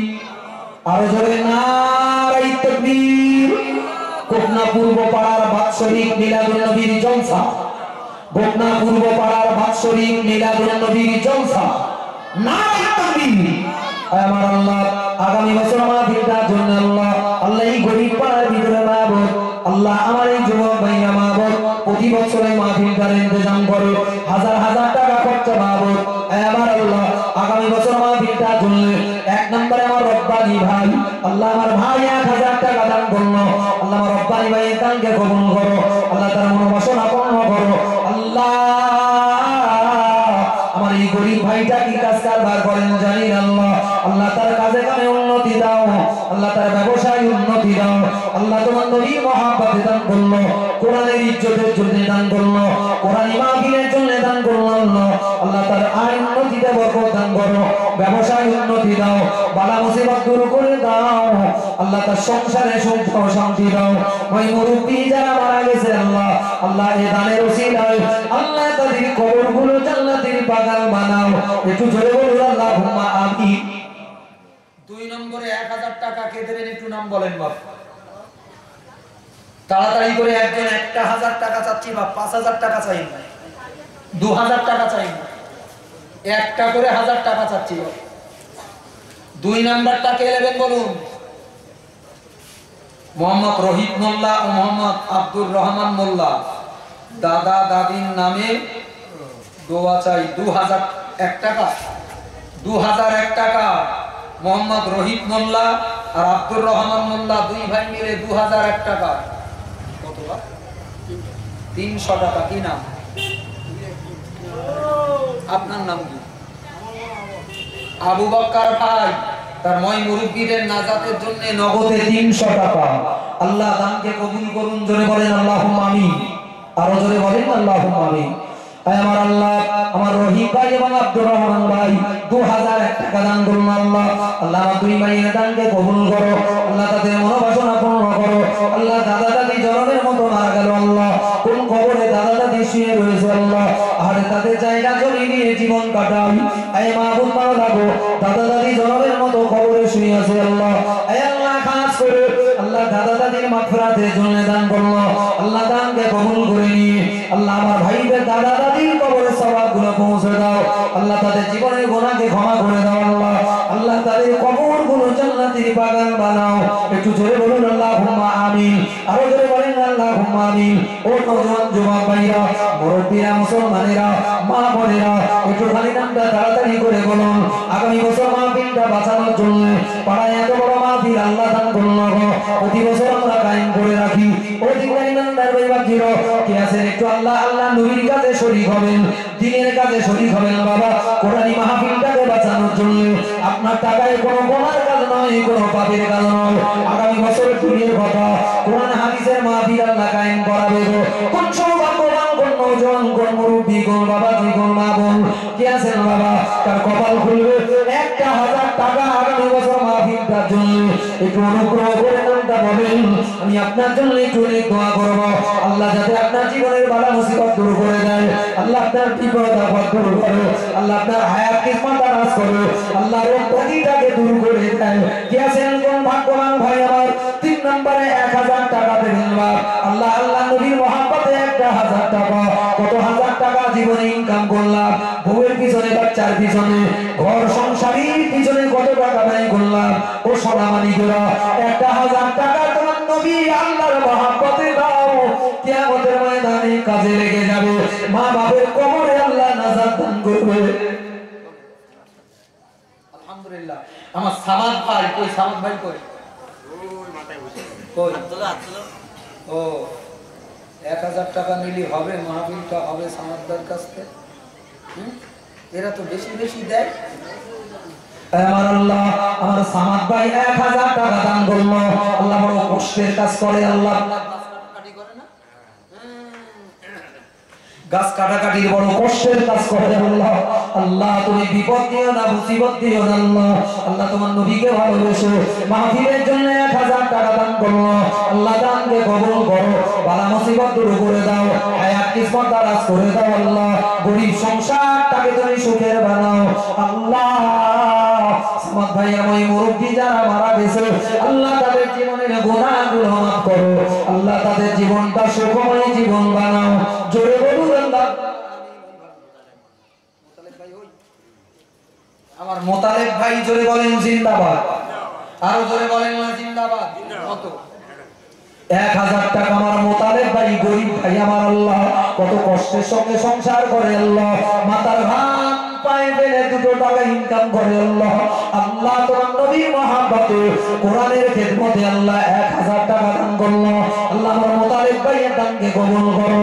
আল্লাহ তার মনোবাসনা পূর্ণ করো, হায়াত কিসমত দারাজ করো। আল্লাহ যে নিয়তে দান করলো, আল্লাহ তার নিয়তটাকে পুরা বানাও, সংসারের অভাব দূর করে দাও। আল্লাহ মা বাবা মুরব্বিদের কবর গুলো আল্লাহ তুমি জান্নাতের বাগান বানাও। একটু জোরে বলুন আল্লাহুম্মা। আর কে আছে বলুন? আর একজন বলুন মায়েরা কই? কমিটির ছেলেরা মায়েদের কাছে যায়নি? একজন মা বোনদের কাছে যান। আপনারা তো দেন ভাই, একটু একটু হিম্মত করে বলেন না বাবা, তাবারুকের জন্য বলেন 1 বস্তা আলুকে দেবেন। হ্যাঁ আমাদের মেম্বার সাহেব আমার গোলাম ভাই, আল্লাহ কবুল করুক, আল্লাহ তার ইজ্জত সম্মান বাড়িয়ে দিক, সমাজের খেদমত করার তৌফিক দিক। জোরে বলুন আল্লাহুম্মা আমিন। আরো জোরে বলেন আল্লাহুম্মা আমিন। আমাদের মেম্বার সাহেব 2000 টাকা, জোরে বলেন মারহাবা। আরো জোরে বলেন মারহাবা। আল্লাহ তাকে কবুল করেন, জোরে বলেন আল্লাহুম্মা আমিন। আরো জোরে বলেন আল্লাহুম্মা আমিন। আমার আল্লাহ আমার গোলাম ভাই আল্লাহ মেম্বার সাহেব 2000 টাকা দান করলো। আল্লাহ দানকে কবুল করো, আল্লাহ তার মনোবাসনা পূর্ণ করো, আল্লাহ তার রুজির জায়গায় বরকত দান করো। আল্লাহ ব্যবসা বাণিজ্য উন্নতি দান করো, বাচ্চা বাচ্চার কপালে সুখ লিখে দাও। আল্লাহ দুঃখ দিও না, চোখের পানি ফেলে কাঁদিও না। আল্লাহ রোগ দিও না, বিপদ দিও না মাবুদ। আল্লাহ জীবনটা তুমি সুখময় বানাও। আল্লাহ সংসারে সুখ দাও, শান্তি দাও। আল্লাহ বিশেষত তার মা বাপ যারা বিদায় হয়ে গেল, বিশেষত আল্লাহ মানুষটার চেহারা এখন আমার মনে পড়ে। আমার গোলাম ভাইয়ের আব্বা জান নিরবর্তী সাহেব একটু বেঁচে উঠে মানুষ ছিল, কিন্তু অতি দিনদার মানুষ, অতি আল্লাহওয়ালা মানুষ ছিল। বাপ আমি যখন ছোটবেলায় মাদ্রাসায় কোরআন শরীফের করতাম গোকনা গ্রামে, এই মানুষটা অত্যন্ত ভালোবাসতো, মহব্বত করতো। বাপ বাড়ি ডেকে ডেকে খাওয়াতো। বাপ এনার বাড়ি দীর্ঘদিন আমি ভাত খেয়ে কোরআন শরীফ শিখেছি। আল্লাহ তার কবরটা তুমি জান্নাতের বাগান বানাও। আল্লাহ তার জীবনের গুনাহকে তুমি ক্ষমা করো। আল্লাহ 2000 টাকা দানের বদলায় আল্লাহ ওই মুরব্বি আত্মীয় স্বজন যারা কবরে গেছে, আল্লাহ তুমি তাদের জান্নাত নসিব করে দাও। একটু জোরে বলুন আল্লাহ। আর এক ভাই নগদে 100 টাকা।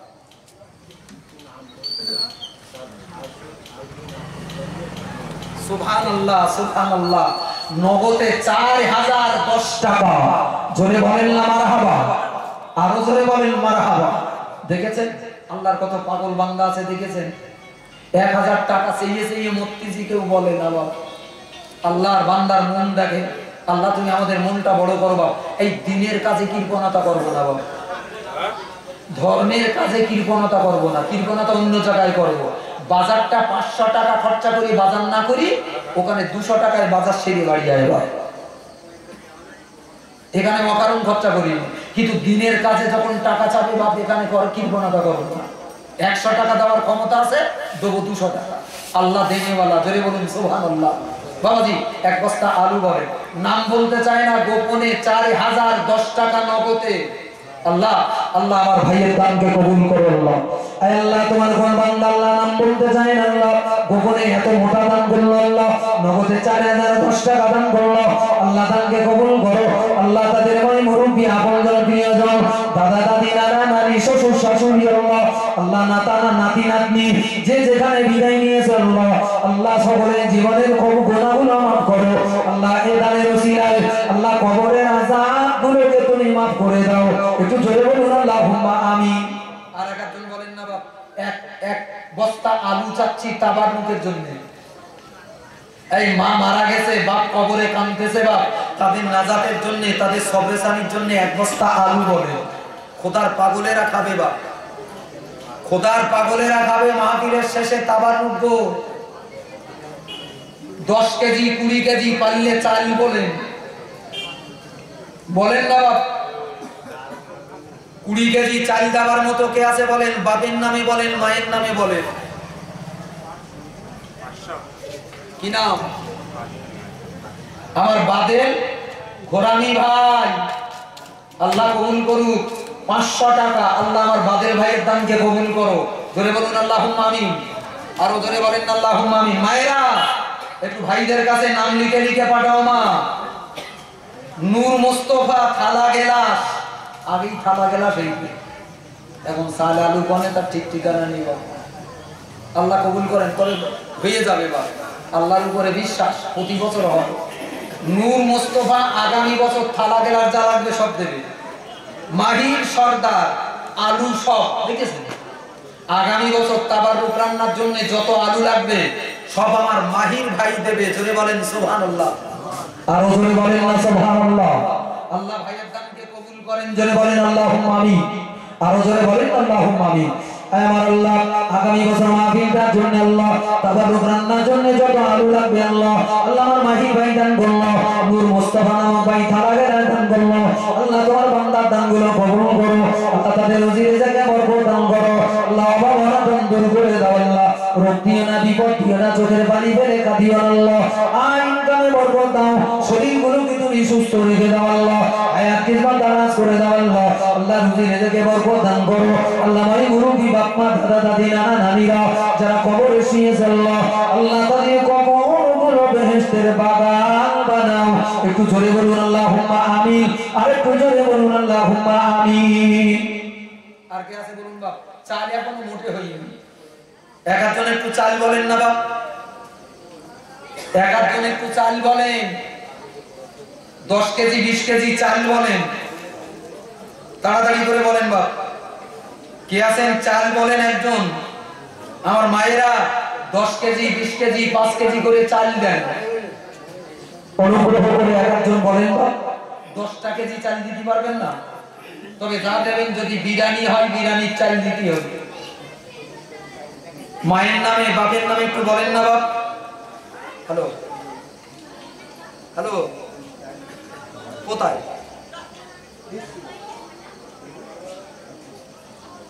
জলসা আসা হবে না?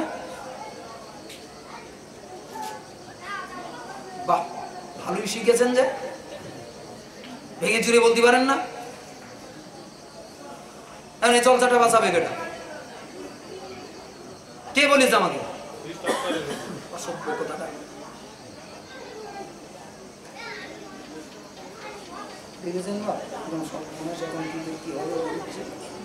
বাবাজি একজন আসেন না বাবা, 10টা কেজি চাল কে দেবেন বলুন বাবা?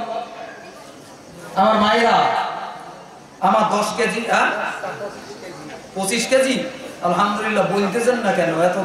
আল্লাহ কি না? আমার আফসার মোল্লা ভাই জোরে বলেন জিন্দাবাদ। আরো জোরে বলেন না জিন্দাবাদ। 25 কেজি এক বস্তা চাল, জোরে বলেন মারহাবা, আরো জোরে বলেন না মারহাবা। আল্লাহ তার দানকে কবুল করেন, জোরে বলেন আল্লাহুম্মা আমিন।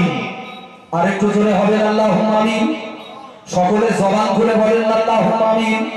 আমার আল্লাহ, আমার আফসার মোল্লা ভাই থাকতে পারে আল্লাহ, আগামী বছর মাহফিলটা চললে এক বস্তা চাল দান করো আল্লাহ। আমার আফসার মোল্লা ভাই দানকে কবুল করো আল্লাহ, তার হায়াত কিসমত দারাজ করো আল্লাহ, তার রুজি রিজকে বরকত দান করো, জানে মালে বরকত নসিব করে দাও আল্লাহ। আয় রব্বুল আলামিন, আল্লাহ যে নিয়তে দান করেছো আল্লাহ নিয়তটাকে পুরো বানিয়ে দাও আল্লাহ। আল্লাহ তার ইনকামে বরকত দাও, জানে মালে বরকত নসিব করে দাও আল্লাহ। বাচ্চা কাচ্চার গরিব সংসারটা সুখের বানাও আল্লাহ। আমার আফসার মোল্লা ভাইয়ের চালে দানের বদলায় আল্লাহ, তার মা বাবা মুরব্বি দাদা দাদিরা যারা কবরে কাঁদতেছে আল্লাহ, তাদের কবরের আযাব গুলো মাফ করে দিও আল্লাহ, তাদের কবরগুলো বেহেশতের বাগান বানাও। একটু জোরে বলুন আল্লাহুম্মা আমিন। আবেদ আলী ভাই 25 কেজি চাল আর এক বস্তা আলু, আলু তো সব দিতেছে, আলুটা না দিয়ে কমিটির কাছে টাকাটা দিয়ে দিতে পারবেন। আমার আবেদ আলী ভাই 25 কেজি চাল আর এক বস্তা আলু, জোরে বলেন মারহাবা, আরো জোরে বলেন মারহাবা। আল্লাহ দানকে কবুল করেন, জোরে বলেন আল্লাহুম্মা আমিন। এই কোরআন শরীফটা উঁচু জায়গায় রাখো। একটা কোরআন শরীফ কে দিয়েছে বাপ? রাফিয়া, আমার এক বোন রাফিয়া খাতুন, একটা কোরআন শরীফ ও 20 টাকা। আল্লাহ আমার এই বোনের দিনকে কবুল করো, জোরে বলেন আল্লাহুম্মা আমিন, আরো জোরে বলেন আল্লাহুম্মা আমিন। আল্লাহ, আল্লাহ যে নিয়তে দান করেছে আল্লাহ, আল্লাহ তোমার বান্দির নিয়তটাকে পুরা করো আল্লাহ, তার কপালে রহমত দান করো আল্লাহ, তার হায়াত কিসমত দারাজ করো, রুজি রিজকে বরকত দান করো। হে রব্বুল আলামিন, তোমার নবীর মাহফিলে যারা দান করে আল্লাহ, আল্লাহ তুমি তাদের উপরে রাজি হয়ে যাও, খুশি হয়ে যাও আল্লাহ, বিপদ আপদগুলো পানি বানিয়ে দাও আল্লাহ। নবী হাদিস পাকে বললেন as-সাদাকাতু তারুদ্দুল বালা, যারা নেক কাজে দান করবে, যারা সৎ কাজে দান করবে আল্লাহ, ওই দানগুলোর বদৌলতে আল্লাহ জীবনের বাধা মুসিবতগুলো আল্লাহ দূর করে দেয়। কি আছো খোদার বান্দা গো, আগামী বছর মাহফিলটার জন্য একটু নাম বলো আল্লাহ। যারে যেমন পারো কথা দিয়েছে বাবা, কত টাকা দুনিয়ার আজে বাজে কাজে আমরা ব্যয় করি, কত নগণ্য কাজে, পাপের কাজে অনেক সময় আমাদের পয়সা ব্যয় হয়। ও বন্যা গ্রামের মুরব্বীরা, ও বন্যা নওজওয়ানেরা, যুবকেরা, আল্লাহর রাস্তায় একটু নামটা বলে পাঠাও বাবা। মায়েরা, বোনেরা, ভাবিরা একটু নাম বলে পাঠান আল্লাহর রাস্তায়, একটু দানের খাতায় নাম লেখান আল্লাহ, আপনাদের কপালে রহমত দান করবে। একটু জোরে বলুন সুবহানাল্লাহ, আর একটু জোরে বলেন না সুবহানাল্লাহ। আর একজন আছে বাপ, একটু নাম বলেন না বাপ। কমিটির ভাইরা, গত বছর একটা গরু হইল, হবে এবার আলহামদুলিল্লাহ। কমিটির ভাইরা গত বছর মধ্যে একটা গরু দিল। এরা তো এত খাটাখাটনি করার পরেও যার গাছন্নি কাঁদে তার গাছও কি পানেনি। এই বাংলা বাংলা একটা কথা বলে না বাপ, যার গাছন্নি কাঁদি তার গাছও কি পানি। গ্রামবাসীদের জন্য এত কষ্ট করে অথচ গ্রামবাসীদের আগ্রহ নেই। বাবাজিরা, যারাই আছি নওজোয়ান যুবক ভাইরা, এই যুবকেরা এখানে ওখানে কাজ কারবার করো, দেনেওয়ালা আল্লাহ। আল্লাহ সন্তুষ্টির দিকে তাকিয়ে রুজি রিজকের বরকতের দিকে নিয়ত করে একটু নাম বলো বাপ। এক একজন একটু নাম বলো। 1000 করে টাকা 2-4 জন পারলে নাম বলো। 1000 কষ্ট হলে 500 বলো। তবে কেউ বাদ যাবো না বাপ। একটু দানের খাতায় নামটা লিখিয়ে রাখি বাবা। অনেক নতুন যুবকেরা আশেপাশে রয়েছে যারা এখনো মজলিসে বসেনি। আমি তাদের অনুরোধ করব অন্তত পক্ষে একটু দানের জন্য একটু নামটা বলা, একটু দানের জন্য নামটা বলি, একটু দানের জন্য চেষ্টা করি বাবাজি। আগামী বছর মাহফিলটার জন্য একটু বলি বাবা, 200-500 হলেও দান একটু নাম বলে। আমি 1000 টাকা করে অন্তত 10টা লোকের কাছ থেকে চাচ্ছিলাম বাবা। গোকনা গ্রামের পূর্ব পাড়ার 10টা লোকের কাছ থেকে আগামী বছর মাহফিলটার জন্য 1000 করে টাকা চাচ্ছিলাম, কিন্তু এখনো 10টা লোক হয়নি বাবা। 1000 করতে নেওয়ালা বোধহয় 4-5টা হয়ে বোধহয় এখনো বাকি। একজন যুবক ভাইরা একটু বলবেন বা 1 বছর ধরে কামাই করেন, ইনকাম করেন, খাটাখাটনি করেন, দেনেওয়ালা আল্লাহ, একটু নিয়ত করেন আল্লাহ পাড়ার মাহফিল, পাড়ার মজলিসটার জন্য 1000 টাকা দেব আমি। নিয়ত করতে পারেন না বাপ? একটু নিয়ত করতে পারেন না? আব্দুল সালাম, আর এটা শাহিন সর্দার, 1000 টাকা, জোরে বলেন মারহাবা, আরো জোরে বলেন না মারহাবা। আমার আল্লাহ আব্দুল সালাম ভাইয়া শাহিন সরকার মিলে 1001 টাকা দান করলো। আল্লাহ তাকে কবুল করো। আল্লাহ যে নিয়ত দান করলো আল্লাহ তাদের নিয়তটাকে পুরা বানাও। আল্লাহ তাদের জীবন থেকে বালা মুসিবত দূর করে দাও। আল্লাহ কিসমত দারাজ করে দাও। আল্লাহ আল্লাহ নেক কাজে দান করার বদলায় আল্লাহ তাদের রুজি রিজকে বরকত দান করো। হায়াত কিসমত দারাজ করো, বালা মুসিবত দূর করে দাও। আল্লাহ আল্লাহ তুমি তাদের হাসি মুখে রেখে দাও। আল্লাহ গরিব সংসারটা সুখের বানিয়ে দিও। আল্লাহ মা বাপ মা মুরব্বি দাদা দাদি যারা মারা গেছে আল্লাহ এ দানের ওসিলায় আল্লাহ তাদের কবরগুলো তুমি বেহেশতের বাগান বানিয়ে দাও। একটু জোরে বলুন আল্লাহ। রেজাউল মন্ডল 5 কেজি চাল, আল্লাহ আমার রেজাউল ভাই 5 কেজি চাল দান করেছে। আল্লাহ দানকে কবুল করো। আল্লাহ তার মনোবাসনা পূর্ণ করো। আল্লাহ যে নিয়তে দান করলো আল্লাহ রেজাউল ভাই দানকে কবুল করো। আল্লাহ তার গরিব সংসারটা সুখে বানিয়ে দিও। আল্লাহ হায়াত কিসমত দারাজ করে দিও। আল্লাহ আল্লাহ এ দানের বদলায় দুনিয়ার বালা মুসিবত থেকে হেফাজতে রেখো, আর পরকালের আযাব গজব থেকে আল্লাহ তুমি তাদের বাঁচিয়ে নিও। একটু জোরে বলুন আল্লাহুম্মা আমিন। এই মা বোনেরা বলেছে মায়েরা আপনারা তো জানেন প্রতি বছর আপনারা দেন মা, আপনাদের কাছ থেকে আমি একটা বড় দান পাই, যেটা আগামী বছরের জন্য মাহফিলটা করার বড় সুবিধাজনক জায়গায় হবে। আমার মায়েরা পারলে 200-500 করে টাকা এক একজন মা একটু বলেন, 1000 কানি করে বলেন, ওই কাগজ করে দেন মায়েরা।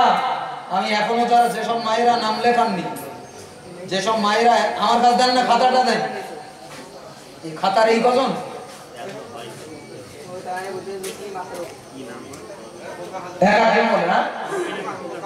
আমার খোকা ভাই 1000 টাকা, জোরে বলেন মারহাবা, আরো জোরে বলেন না মারহাবা।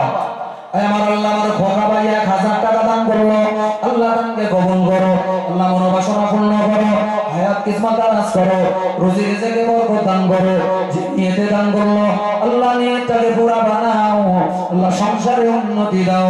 আল্লাহ তার কাজে কামে বরকত দাও। আল্লাহ আল্লাহ বিপদ দিও না, মুসিবত দিও না, রোগ দিও না, কষ্ট দিও না। আল্লাহ আল্লাহ তার মা বাপের কবরগুলো জান্নাতের বাগান বানাও।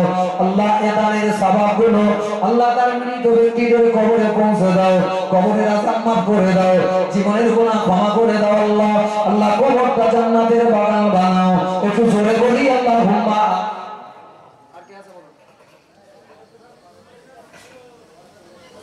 তহমিনা বিবি 10 কেজি চাল, আমার তহমিনা মা, আল্লাহ আমার তহমিনা মায়ের দানকে কবুল করো। আল্লাহ আল্লাহ আমার মা তহমিনা 10 কেজি চাল দান করলো।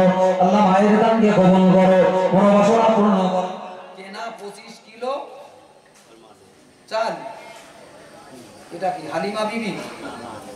ও কেনা ভাইয়ের মা হালিমা বিবি 25 কেজি চাল, জোরে বলেন মারহাবা, আরো জোরে বলেন না মারহাবা। আল্লাহ আমার হালিমা মায়ের দানকে কবুল করেন, জোরে বলেন আল্লাহুম্মা আমিন, আরো জোরে বলেন আল্লাহুম্মা আমিন। আর একটা কি আনিস রফি পাবেন নাম কি, এটা 100 টাকা।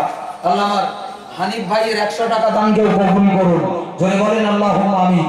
বাবাজি আর একজন পারলে একটু তাড়াতাড়ি করে আসেন, অনুগ্রহ করে চলে আসেন, বাবা তাড়াতাড়ি করে চলে আসেন, একটু চলে আসেন, অনুগ্রহ করে চলে আসেন। বাবাজি আর একজন হবে বাপ মিজানুর ভাই 500 টাকা, মিজানুর ভাই 500 টাকা। আল্লাহ আমার মিজানুর ভাইয়ের দানকে কবুল করেন, জোরে বলেন আল্লাহুম্মা আমিন, আরো জোরে বলেন আল্লাহুম্মা আমিন। আমার আল্লাহ আমার মিজানুর ভাই থাকতে পারে আল্লাহ আগামী বছর মাহফিলের জন্য আল্লাহ গণনাপুর কপাড়ার মাহফিলটার জন্য আল্লাহ আমার মিজানুর ভাই 500 টাকা দান করলো। আল্লাহ মিজানুর ভাইয়ের 500 টাকা দানকে কবুল করো। গরিব ভাইরা দান করে আল্লাহ, কত কষ্টের সঙ্গে খাটাখাটনি করে আল্লাহ, আল্লাহ দানকে কবুল করে নিয়ে আল্লাহ তাদের জীবনে হায়াতে বরকত দাও, সংসারে উন্নতি দাও। আল্লাহ রুজি রিজকে বরকত দান করো। যে নিয়তে দান করো আল্লাহ তাদের নিয়তগুলো পুরা বানাও। আল্লাহ দিনদার বানাও, নামাজি বানাও। আল্লাহ হেদায়েত সবাইয়ের কপালে নসিব করে দাও। একটু জোরে বলুন আল্লাহুম্মা। আমার হবিবর মন্ডল ভাই, আল্লাহ আমার হবিবর ভাই 25 কেজি চাল দান করলো। আল্লাহ আমার হবিবর ভাই দানকে কবুল করো। আল্লাহ হায়াত কিসমত দারাজ করো। আল্লাহ যে নিয়তে দান করলো নিয়তটাকে পুরা বানাও। আয় আল্লাহ খাস করে মাবুদ, আল্লাহ আমার হবিবর ভাই রুজিকে থেকে বরকত দাও, আর উন্নতিতে বরকত দাও, সংসারে বরকত রহমত নাযিল করে দাও আল্লাহ। বিপদ আপদ গুলো দূরীভূত করে দাও আল্লাহ। আল্লাহ মা বাপ নয় মুরব্বি যারা কবরে কাঁদতেছে আল্লাহ, আল্লাহ এখানে রসিলায় আল্লাহ তাদের জীবনের গুনাহকে ক্ষমা করে দাও আল্লাহ। আল্লাহ তাদের কবরগুলো তুমি দয়া করে বেহেশতের বাগান বানাও। একটু জোরে বলুন আল্লাহুম্মা। আর একজন বলে আলামিন মন্ডল, শরীর খারাপ আমার ভাইটার, একটা কোরআন শরীফ আল্লাহ, আল্লাহ তোমার কালামুল্লাহ শরীফের বরকতে আল্লাহ আলামিনের শরীরকে সুস্থ করে দাও। জোরে বলুন আল্লাহুম্মা আমিন। আরো জোরে বলেন আল্লাহুম্মা আমিন। বলেন একজন তাড়াতাড়ি করে নাম বলে পাঠান না। আমার রৌফ ভাই তার মায়ের নামে 1000 টাকা। আল্লাহ আমার রৌফ ভাই তার আম্মার নামে 1000 টাকা। আল্লাহ আমার রৌফ ভাইয়ের দানকে কবুল করেন। জোরে বলেন আল্লাহুম্মা আমিন। একটু জোরে বলেন আল্লাহুম্মা আমিন। আয় আমার আল্লাহ, আমার রৌফ ভাই আল্লাহ তোমার মাহফিলের জন্য, তোমার হাবিবের মজলিসটার জন্য আল্লাহ আগামী বছর মাহফিলটার জন্য 1000 টাকা দান করলো। আল্লাহ আমার রৌফ ভাইয়ের দানকে কবুল করো। আল্লাহ তার মনোবাসনা পূর্ণ করো। আল্লাহ হায়াত কিসমত দারাজ করো। যে নিয়তে দান করলো আল্লাহ, আল্লাহ তাদের নিয়তটাকে পুরা বানিয়ে দিও। ওগো মালিক, ওগো মাবুদ আল্লাহ, আল্লাহ এই দানকে কবুল করে নিয়ে আল্লাহ তাদের দুনিয়া আখিরাতে জীবনকে সুখময় বানিয়ে দিও। একটু জোরে বলুন আল্লাহুম্মা আমিন। আর কে আছে বলুন? আর একজন বলুন নাম বলুন। ওই বাক্স 500।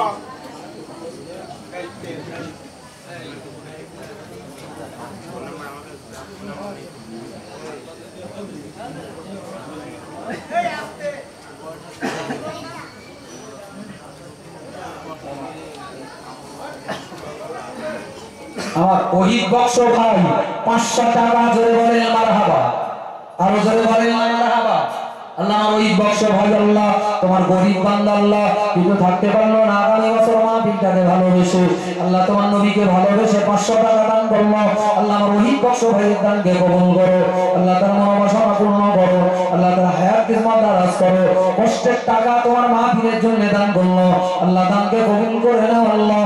আল্লাহ বিপদ আপদ গুলো পানি বানিয়ে দাও আল্লাহ। মা বাপ নয় মুরব্বি যারা মারা গেছে আল্লাহ, আল্লাহ এ দানের ওসিলায় আল্লাহ তাদের কবরগুলো জান্নাতের বাগান বানাও। একটু জোরে বলুন আল্লাহুম্মা আমিন। আর একজন বলেন এই যুবক ভাইরা কই? কমিটির ছেলেরা একটা গরু দেবা। হ্যাঁ, কমিটির ছেলেরা কই? না পলাবে না, এরা পলানো ছেলে। নাম বলতে চায় না। একজন গোপনে নগদে 100 টাকা। আল্লাহ দানকে কবুল করুন। আল্লাহ দানকে কবুল করো আল্লাহ। যারাই আল্লাহ এই মাহফিলের জন্য দান করতেছে আল্লাহ সকলের দানকে কবুল করো। মুফাজ্জল আর খোকন দুজনে মিলে 1 টিন তেল। জোরে বলেন মারহাবা। আরো জোরে বলেন না মারহাবা। আল্লাহ মুফাজ্জল আর খোকন ভাইয়ের 1 টিন তেলের দানকে কবুল করুন। জোরে বলেন আল্লাহুম্মা আমিন। আরো জোরে বলেন আল্লাহুম্মা আমিন। আয় আমার আল্লাহ, আল্লাহ এই দুই ভাই গরিব ভাই মিলে আল্লাহ, আল্লাহ তোমার হাবিবের মাহফিলে আল্লাহ 1 টিন তেল দান করলো। আল্লাহ দানকে কবুল করো। আল্লাহ তার মনোবাসনা পূর্ণ করো। আল্লাহ যে নিয়তে দান করলো আল্লাহ নিয়তটাকে পুরা বানাও। আল্লাহ তাদের রুজিকে জায়গায় বরকত দান করো। হায়াত কিসমত দারাজ করে দাও। একটু জোরে বলুন আল্লাহুম্মা আমিন। শাকিল সর্দার আদা রসুন পেঁয়াজ সব, আমার শাকিল সর্দার ভাই আদা রসুন পেঁয়াজ সব একজনই দেবে। আল্লাহ দানকে কবুল করো আল্লাহ। আল্লাহ আমার শাকিল ভাই আল্লাহ, আল্লাহ আগামী বছর তাবারুক রান্নার জন্য আল্লাহ আদা রসুন পেঁয়াজ যা লাগবে সব দান করেছে আল্লাহ। আল্লাহ আমি ভাইটার জন্য দোয়া করি আল্লাহ। আল্লাহ আমার শাকিল ভাইয়ের মনোবাসনা পূর্ণ করো। আল্লাহ তার আয় ইনকামে বরকত দান করো। আল্লাহ তার ব্যবসায় উন্নতি দাও। আল্লাহ তার জান জীবনকে সুখে রেখে দাও আল্লাহ। বালা মুসিবত থেকে হেফাজতে রাখো। একটু জোরে বলুন আল্লাহুম্মা আমিন। আফিফা খাতুন 25 কেজি চাল। সুবহানাল্লাহ। আফিফা খাতুন আফিফা খাতুন 25 কেজি চাল, জোরে বলেন না মারহাবা, আরো জোরে বলেন মারহাবা। আল্লাহ দানকে কবুল করেন, জোরে বলেন আল্লাহুম্মা আমিন, আরো জোরে বলেন আল্লাহুম্মা আমিন। বাবাজি প্যান্ডেল হয়ে গেছে, 14 জন ভাই মিলে আগামী বছর এই প্যান্ডেলটা দেবে। একটু তাকবীর দিতে পারেন? নারে তাকবীর, আরো জোরে নারে তাকবীর, আরেকটু জোরে বলেন না নারে তাকবীর। গোগনা পূর্ব পাড়ার বাৎসরিক মিলাদুন নবী জলসা, নারে তাকবীর। আল্লাহ দানকে কবুল করেন। রাকেশ, সালেমান, সাদ্দাম, বাবু সোনা, শরীফুল, আর এটা কি ছোটু, ছোট্টু, আকাশ, ইব্রাহিম, গুড়ো, আমিরুল, আব্দুল্লাহ, আসাদুল, আলা আর হামিদ, এই 14 জন মিলে আগামী বছর এই প্যান্ডেলের দায়িত্ব। আল্লাহ 14টা ভাইয়ের দানকে কবুল করেন, জোরে বলেন আল্লাহুম্মা আমিন, আরো জোরে বলেন আল্লাহুম্মা আমিন। আয় আমার আল্লাহ, যে 14টা ভাই আগামী বছর মাহফিলের জন্য আল্লাহ এই প্যান্ডেলের দায়িত্ব নিবে আল্লাহ, তোমার নবীর মাহফিলটা সাজাবে আল্লাহ, এই সুন্দর করে প্যান্ডেলটা তৈরি করবে আল্লাহ। আল্লাহ আমার এই 14টা ভাইকে তুমি কবুল করে নি আল্লাহ।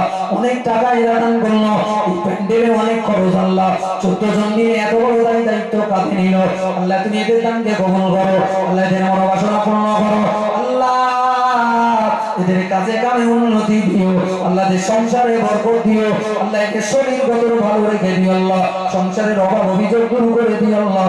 আল্লাহ এদের মাই মুরব্বিদের কবর গুলো মাবুদ মাওলা তুমি জান্নাতে বাগান বানিয়ে দিও। একটু জোরে বলুন আল্লাহুম্মা আমিন। এটা কি মুক্তার সর্দার ডাল, ডাল লাগে না আমার মুক্তার ভাই, আগামী বছর যা ডাল লাগবে সব দেন আমার মুক্তার ভাই। আল্লাহ আমার মুক্তার ভাইয়ের দানকে কবুল করুক, ডাল যা লাগবে সব দেন আমার আল্লাহ। আল্লাহ আমার মুক্তার ভাইয়ের দানকে কবুল করো আল্লাহ, এত বড় দান করলো আল্লাহ, আল্লাহ তাবারুকের জন্য এত বড় দায়িত্ব কাঁধে নিল আল্লাহ, আমার মুক্তার ভাইয়ের দানকে কবুল করো আল্লাহ, তার মনোবাসনা পূর্ণ করো, হায়াত খিদমত দারাজ করো, রুজি রিজকে বরকত দান করো, জানে মালে বরকত নসিব করো। আয় মালিক মাহবুব আল্লাহ, আল্লাহ তার উপরে তুমি রহমত নাজিল করো আল্লাহ, সংসারে উন্নতি দাও আল্লাহ। সাইনা খাতুন 500 টাকা, আমার একদম সাইনা খাতুন 500 টাকা দান করলো। এই মালিক মাহবুব আল্লাহ, আল্লাহ আমার সাইনা বোনের দানকে কবুল করো আল্লাহ, তার কপালে রহমত দান করো, বালা মুসিবত থেকে হেফাজতে রেখে দাও আল্লাহ। একটু জোরে বলুন আল্লাহুম্মা আমিন। রেশমা খাতুন 1000 টাকা আল্লাহ, আমার রেশমা খাতুন থাকতে পারেন আল্লাহ, আমার মা রেশমা খাতুন 1000 টাকা দান করলো আল্লাহ, রেশমার দানকে কবুল করো আল্লাহ, তার মনোবাসনা পূর্ণ করো আল্লাহ, তার কপালে রহমত দান করো আল্লাহ, আল্লাহ মায়ের কপালে সুখ দান করো। একটু জোরে বলুন আল্লাহুম্মা আমিন। রাকিবুল মন্ডল 500 টাকা আল্লাহ, আমার রাকিবুল মন্ডল ভাই 500 টাকা দান করলো আল্লাহ, দানকে কবুল করো। রাকিবুল মন্ডল ভাই অনেক নিয়তকে পুরা করো, হায়াত খিদমত দারাজ করো, রুজি রিজকে বরকত দান করো আল্লাহ, রোগ দিও না, বাধা দিও না আল্লাহ, বালা মুসিবত থেকে হেফাজতে রাখো আল্লাহ, দিনদারি জীবন নসিব করিও আল্লাহ। তোমার এক বান্দা একটা কোরআন শরীফ দান করলো আল্লাহ, কোরআন শরীফ দানকে কবুল করো, যে নিয়তে দান করলো আল্লাহ নিয়তকে কবুল করো আল্লাহ, তার মনোবাসনা পূর্ণ করো আল্লাহ, তার মকসুদটাকে পুরা বানিয়ে দিও। জোরে বলুন আল্লাহুম্মা আমিন। বাবাজি জানি এখানকার বেশ কিছু ভাইদের মন বড় আছে, বাবা কারা দিচ্ছে? সব নিজেরা, এরাই দিচ্ছে, সব এদেরই বয়স। বাবাজি একটা গরু, একটু জোরে বলেন মারহাবা, আর হবে না মারহাবা? একটু জোরে বলতে পারবেন না বাবা? আপনার কা গরু আগামীবারে আর গরু খাইয়ে কি বলবো, যে হারে মারহাবা দিচ্ছেন বা মনে হচ্ছে সুজি রান্না করতে বলি। একটু একটু গরু খাওয়ার মতো দেন, একটু জোরে দেন, নাকি জোরে দিদি মানা করতে বাড়ির লোক হইতে খবরদার যাচ্ছ যাও, ওই টাকা দিয়ে হুজুর লেসতেছো, উরকা পড়ে সিগড়ি লেবা, তুমি জানো সিগড়ে টিগড়ে বাড়ি এইসব আল্লাহ। একটু জোরে তাকবীর দেন, নারে তাকবীর, আরো জোরে নারে তাকবীর। গোগনা পূর্ব পাড়ার বাৎসরিক মিলাদুন নবীর জলসা, নারে তাকবীর। একটা গরু, জোরে বলেন মারহাবা, আরো জোরে বলেন 8 জন ভাই মিলে আগামী বছরের জন্য একটা গরু হাসান চা চাচাও লিখতে পারিনি, চা কোন তো লিখেছে হাসান চা, আর আকবর জামাই, আর এটা বাড়ি মোল্লা, এটা কি কারিমুল্লাহ, আর এটা আমিরুল, শান্টু, সিরাজুল, আসানুর আর সাবি। এই 8 জন ভাই মিলে একটা গরু, জোরে বলেন মারহাবা, আরো জোরে বলেন না মারহাবা, আরেকটু চিল্লে বলেন মারহাবা, আরো জোরে বলেন না জিন্দাবাদ, আরেকটু জোরে বলেন জিন্দাবাদ। আমার আল্লাহ, আমার 8 জন ভাই মিলে আগামী বছর আল্লাহ এই মাহফিলটা তাবারুকের জন্য একটা গরু দান করলো। আল্লাহ তুমি তাদের দানকে কবুল করো। আল্লাহ একটা গরু দান, আল্লাহ এই দানকে কবুল করো, মনোবাসনা পূর্ণ করো, রুজি রিজকে বরকত দান করো, হায়াত কিসমত দারাজ করে দাও আল্লাহ। আয় রব্বুল আলামিন, আল্লাহ এই 8টা ভাই মিলে গরু দান করলো, আল্লাহ তাবারুকের এত বড় গরু দান করলো, আল্লাহ তাদের মনোবাসনা পূর্ণ করো, আল্লাহ তাদের হায়াত কিসমত দারাজ করে দাও আল্লাহ।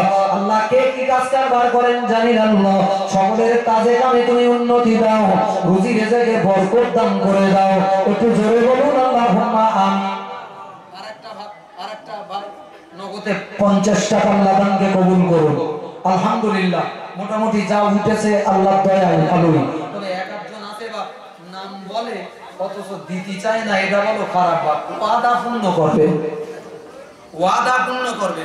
আমার এই কমিটির ছেলেরা বলছিল, হুজুর গতবার অনেকে নাম লিখিয়েছে কিন্তু অনেকে এখনো শোধ করে। এটা বড় দৃষ্টিকটু বাবাজি। সকলের কাছে হাত জোড় করে বলছি বা পাড়ায় একদিন আল্লাহ আল্লাহ রসুলের মাহফিলটা হয় বা সকলে যদি ভালো মন নিয়ে মহাব্বতের মন নিয়ে এগিয়ে না আসি বা, তো কি করে এত বড় মাহফিলটা চলে বা? মা বোনেরা, মায়েরা, বোনেরা, পূর্ব পাড়ার মায়েরা, আপনারা তো দেখেন কিন্তু আসানোর উদ্যান পাইনি আপনাদের নামে। অন্যান্য বছর অনেকে 500 টাকা, 1000 টাকা, আলু, এটা ওটা আপনারা নাম লিখে দিতেন, কিন্তু এবারে দেখছেন না। এবারে বোধহয় কি একটু এইসব এই নানান তাল হইয়ে বোধহয় অবস্থা খারাপ যাচ্ছে নাকি বা, একটু টানাটানি যাচ্ছে বোধহয়। সত্যি তাই, দেশের অর্থনৈতিক অবস্থা একদম পঙ্গু বা। এ মাল তো আঙ্কা দেশের মন্ত্রী কটা, এরকা দেশের দিকে খেয়াল নেই বা, শুধু চিন্তা করতে মুসলমান কটার কি করে শায়েস্তা করে। দেশ যেখানে যায় যাক, মরবে বলে লেগেছে বা। আল্লাহ হেদায়েত দান করুক বা। পৃথিবীর অবস্থা ভালো না, পৃথিবীর অবস্থা একদম ভালো না বা। সারা পৃথিবী জুড়ে উত্তাল হয়ে গেছে বা। আল্লাহর আযাব, এই করোনা ভাইরাস বলে একটা ভাইরাস বেরিয়ে না বা, পৃথিবীর অর্ধেকটা দেশ প্রায় কাঁপতেছে বা। কেউ কেউ বলতেছে আমরা ভারতবর্ষেও নাই, ঢুকে পড়িয়েছে। এখন সেখানে যাবে কি করে বাপ? আল্লাহ ছাড়া বাঁচাবার মালিক কেউ নি বাপ। যে চীন, যেখান থেকে উৎপত্তি বাপ, যে চীনে এই করোনা ভাইরাস উৎপত্তি হলো বাপ, আপনি শুনলে অবাক হয়ে যাবেন আল্লাহর আযাব আল্লাহ কি করে নাজিল করেছে। এরা নামাজ দিনের বেলা মুসলমানদের নামাজ পড়তে দিত না, কাজের ক্ষতি হবে বাপ, কাজের ক্ষতি হবে। মসজিদি জাতি দিত না, অসংখ্য মসজিদকে তারা নিশ্চিহ্ন করেছে, ইসলামের উপর আঘাত করেছে, মুসলমানদেরকে মেরেছে, মেয়েদেরকে পর্দা করতে দিত না বাবা, পর্দা নিষেধ করে দিল। আল্লাহ এমন গজব দিয়েছে বাপ, মেয়ে মধ্যে সব এখন ওই বোরকা মতন করে ঘুরতে দেখা যায়, ওতে শিগগির কাপড় দিয়ে মুখ চোখ ঢাক, নচে করোনা ভাইরাসে অ্যাটাক করে। খোদার দেখেছেন কল, খোদার কল বুঝেছেন কিছু? পূর্ব পাড়ার মুসলমানরা, বাৎসরিক মাহফিলের প্রতি যদি তোমার ভালোবাসা না থাকে, তোমার উপরেও খোদার গজব পড়বে বাবা। ওয়াজেদ সর্দার 25 কেজি চাল, জোরে বলেন মারহাবা। ওয়াজেদ সর্দার 25 কেজি চাল, আল্লাহ আমার ওয়াজেদ ভাই আল্লাহ 25 কেজি চাল দান করলো, আল্লাহ দানকে কবুল করো, আল্লাহ মনোবাসনা পূর্ণ করো, হায়াত কিসমত দারাজ করো। 25 কেজি চাল দান করলো আল্লাহ, আল্লাহ আমার ওয়াজেদ ভাই দানকে কবুল করো, আল্লাহ তার মনোবাসনা পূর্ণ করো। যে নিয়তে দান করলো আল্লাহ নিয়তটাকে পুরা বানিয়ে দিও। আল্লাহ দিনদার ইমানদার ভাই বাপ জিরো বিদায় লগ্নে একটা ছোট্ট করে ওয়াজ করে যাই, ভালো করে মনে রাখুন আমরাও মারা যাবো বাবা, মারা যাবার পরে দুনিয়ার জায়গা জমি টাকা পয়সা ধন দৌলত বাড়ি গাড়ি কোনোই কাজে আসবে না। তোমার দিনদার ইমানদার ভাই ভাবছিল যদি দিনের কাজে একটু সহযোগিতা করেন, যদি নিজে নিজে কিছু আমল করেন, নেক আমল করেন, এই আমল ছাড়া সঙ্গে কিছু যাবে না বাবা। মরণ যখন হবে, ইন্তেকাল যখন হবে, পাড়াপড়শিরা আমার 10 টাকা দিয়ে করে নিয়ে অন্ধকার মাজারে কবরে শুইয়ে দেবে। ও দিনদার ইমানদার ভাই ভাবছিল সেদিন থেকে আমরা লক্ষ্য করে দেখবো আল্লাহর ইসলাম আল্লাহর কোরআনটা কত সত্য। কোরআন যা বলেছে চিরসত্য হয়ে কেটে গেল, নবী যা বলেছেন চিরসত্য হয়ে কেটে গেল। আমার দিনদার ইমানদার ভাই ভাবছিল এজন্য পরকালের খুশির কথা ভুলে যাবেন না। দুনিয়া ইনকাম করেন, বাড়ি তৈরি করুন, বউ বাচ্চাকে খাই খাওয়া করুন, ভালো জামা কাপড় কিনেন, বাজার করুন, দুনিয়ায় সুখে শান্তিতে খান, কিন্তু জানবেন পরকালের জন্য যেন ভুলে না যাই, পরকালের জন্যও কিছু পুঁজি যেন আমি সংগ্রহ করতে পারি।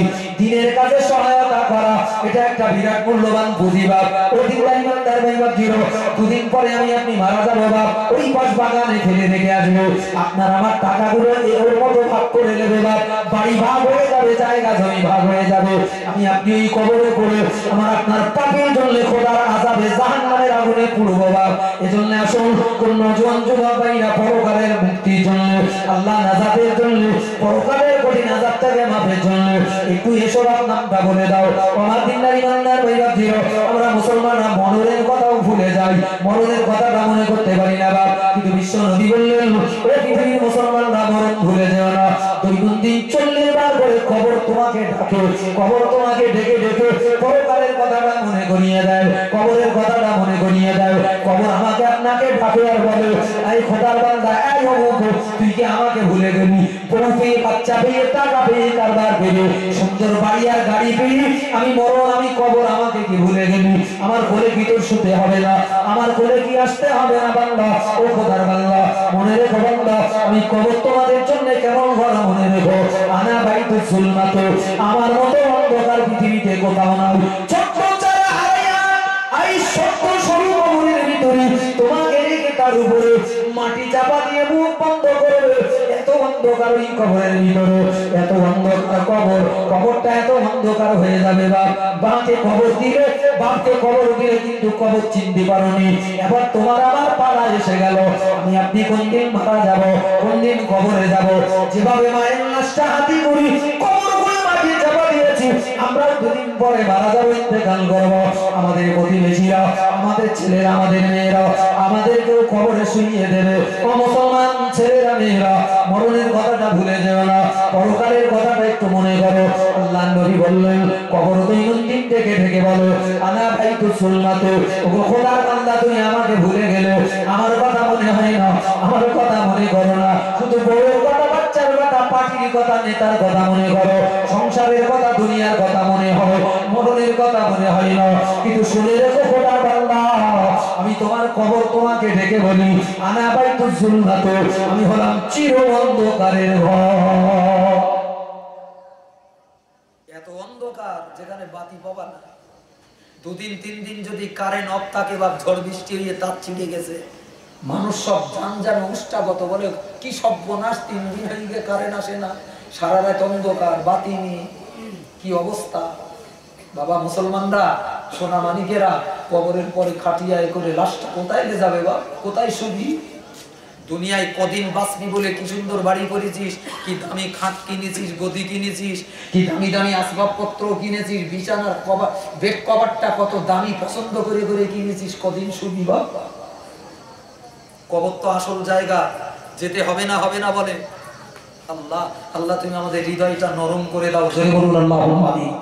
আমার দিনদার ইমানদার ভাই ভাবছিল বিশ্ব নবী বললেন দৈনন্দিন তোমার কবর যে জায়গায় তোমার মাটি হবে বান্দা, তুমি জানো না, জানো না, জানো না গো, কবর দৈনন্দিন তোমাকে ডেকে ডেকে বলে বান্দা, ও খোদার বান্দা মনে রেখো আনা বাইতুল জুলমাত, আমি হলাম চির অন্ধকারের ঘর, তুমি বাতি পাবে না, আলো পাবে না, কোথাও আমার ভিতরে লাইট জ্বালাতে পারবে না। তবে হ্যাঁ, তুমি যদি দুনিয়ায় বেশ কিছু নেকির কাজ করো, কোরআন শরীফ যদি তেলাওয়াত করতে পারো, কোরআন শরীফ যদি তেলাওয়াত করো, 5 ওয়াক্ত নামাজ যদি পড়তে পারো, আমি কোরআন আমার ভিতরে আল্লাহ আলো দান করবে গো, তোমার নামাজ লাইট হিসাবে কবরে দাঁড়িয়ে যাবে। কোরআন তেলাওয়াতটা বাতি হিসাবে দাঁড়িয়ে যাবে।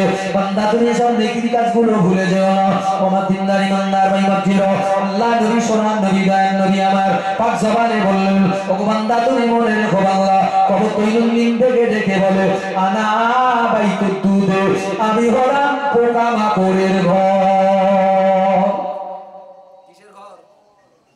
পোকা মাকড়ের ঘর।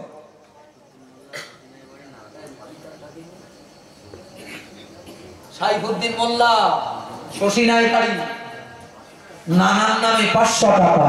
আল্লামা সাইফুদ্দিন মোল্লা ভাই কোথায় সেই শশীনাথে বাড়ি। আল্লাহ আল্লাহ থাকতে পারলো না, তোমার নবীর মাহফিলটা ভালোবেসে আল্লাহ একটু দোয়া দেওয়ার জন্য আল্লাহ তার নানা জান চরণের মতো বিদায় নিল। আল্লাহ আল্লাহ দানকে কবুল করো, আমার সাইফুদ্দিন ভাইয়ের দানকে কবুল করো। আল্লাহ তার নানার কবরের সওয়াবটা পৌঁছে দাও, কবরের আযাব মাফ করো। আল্লাহ কবরটা তুমি জান্নাতের বাগান বানাও। একটু জোরে বলুন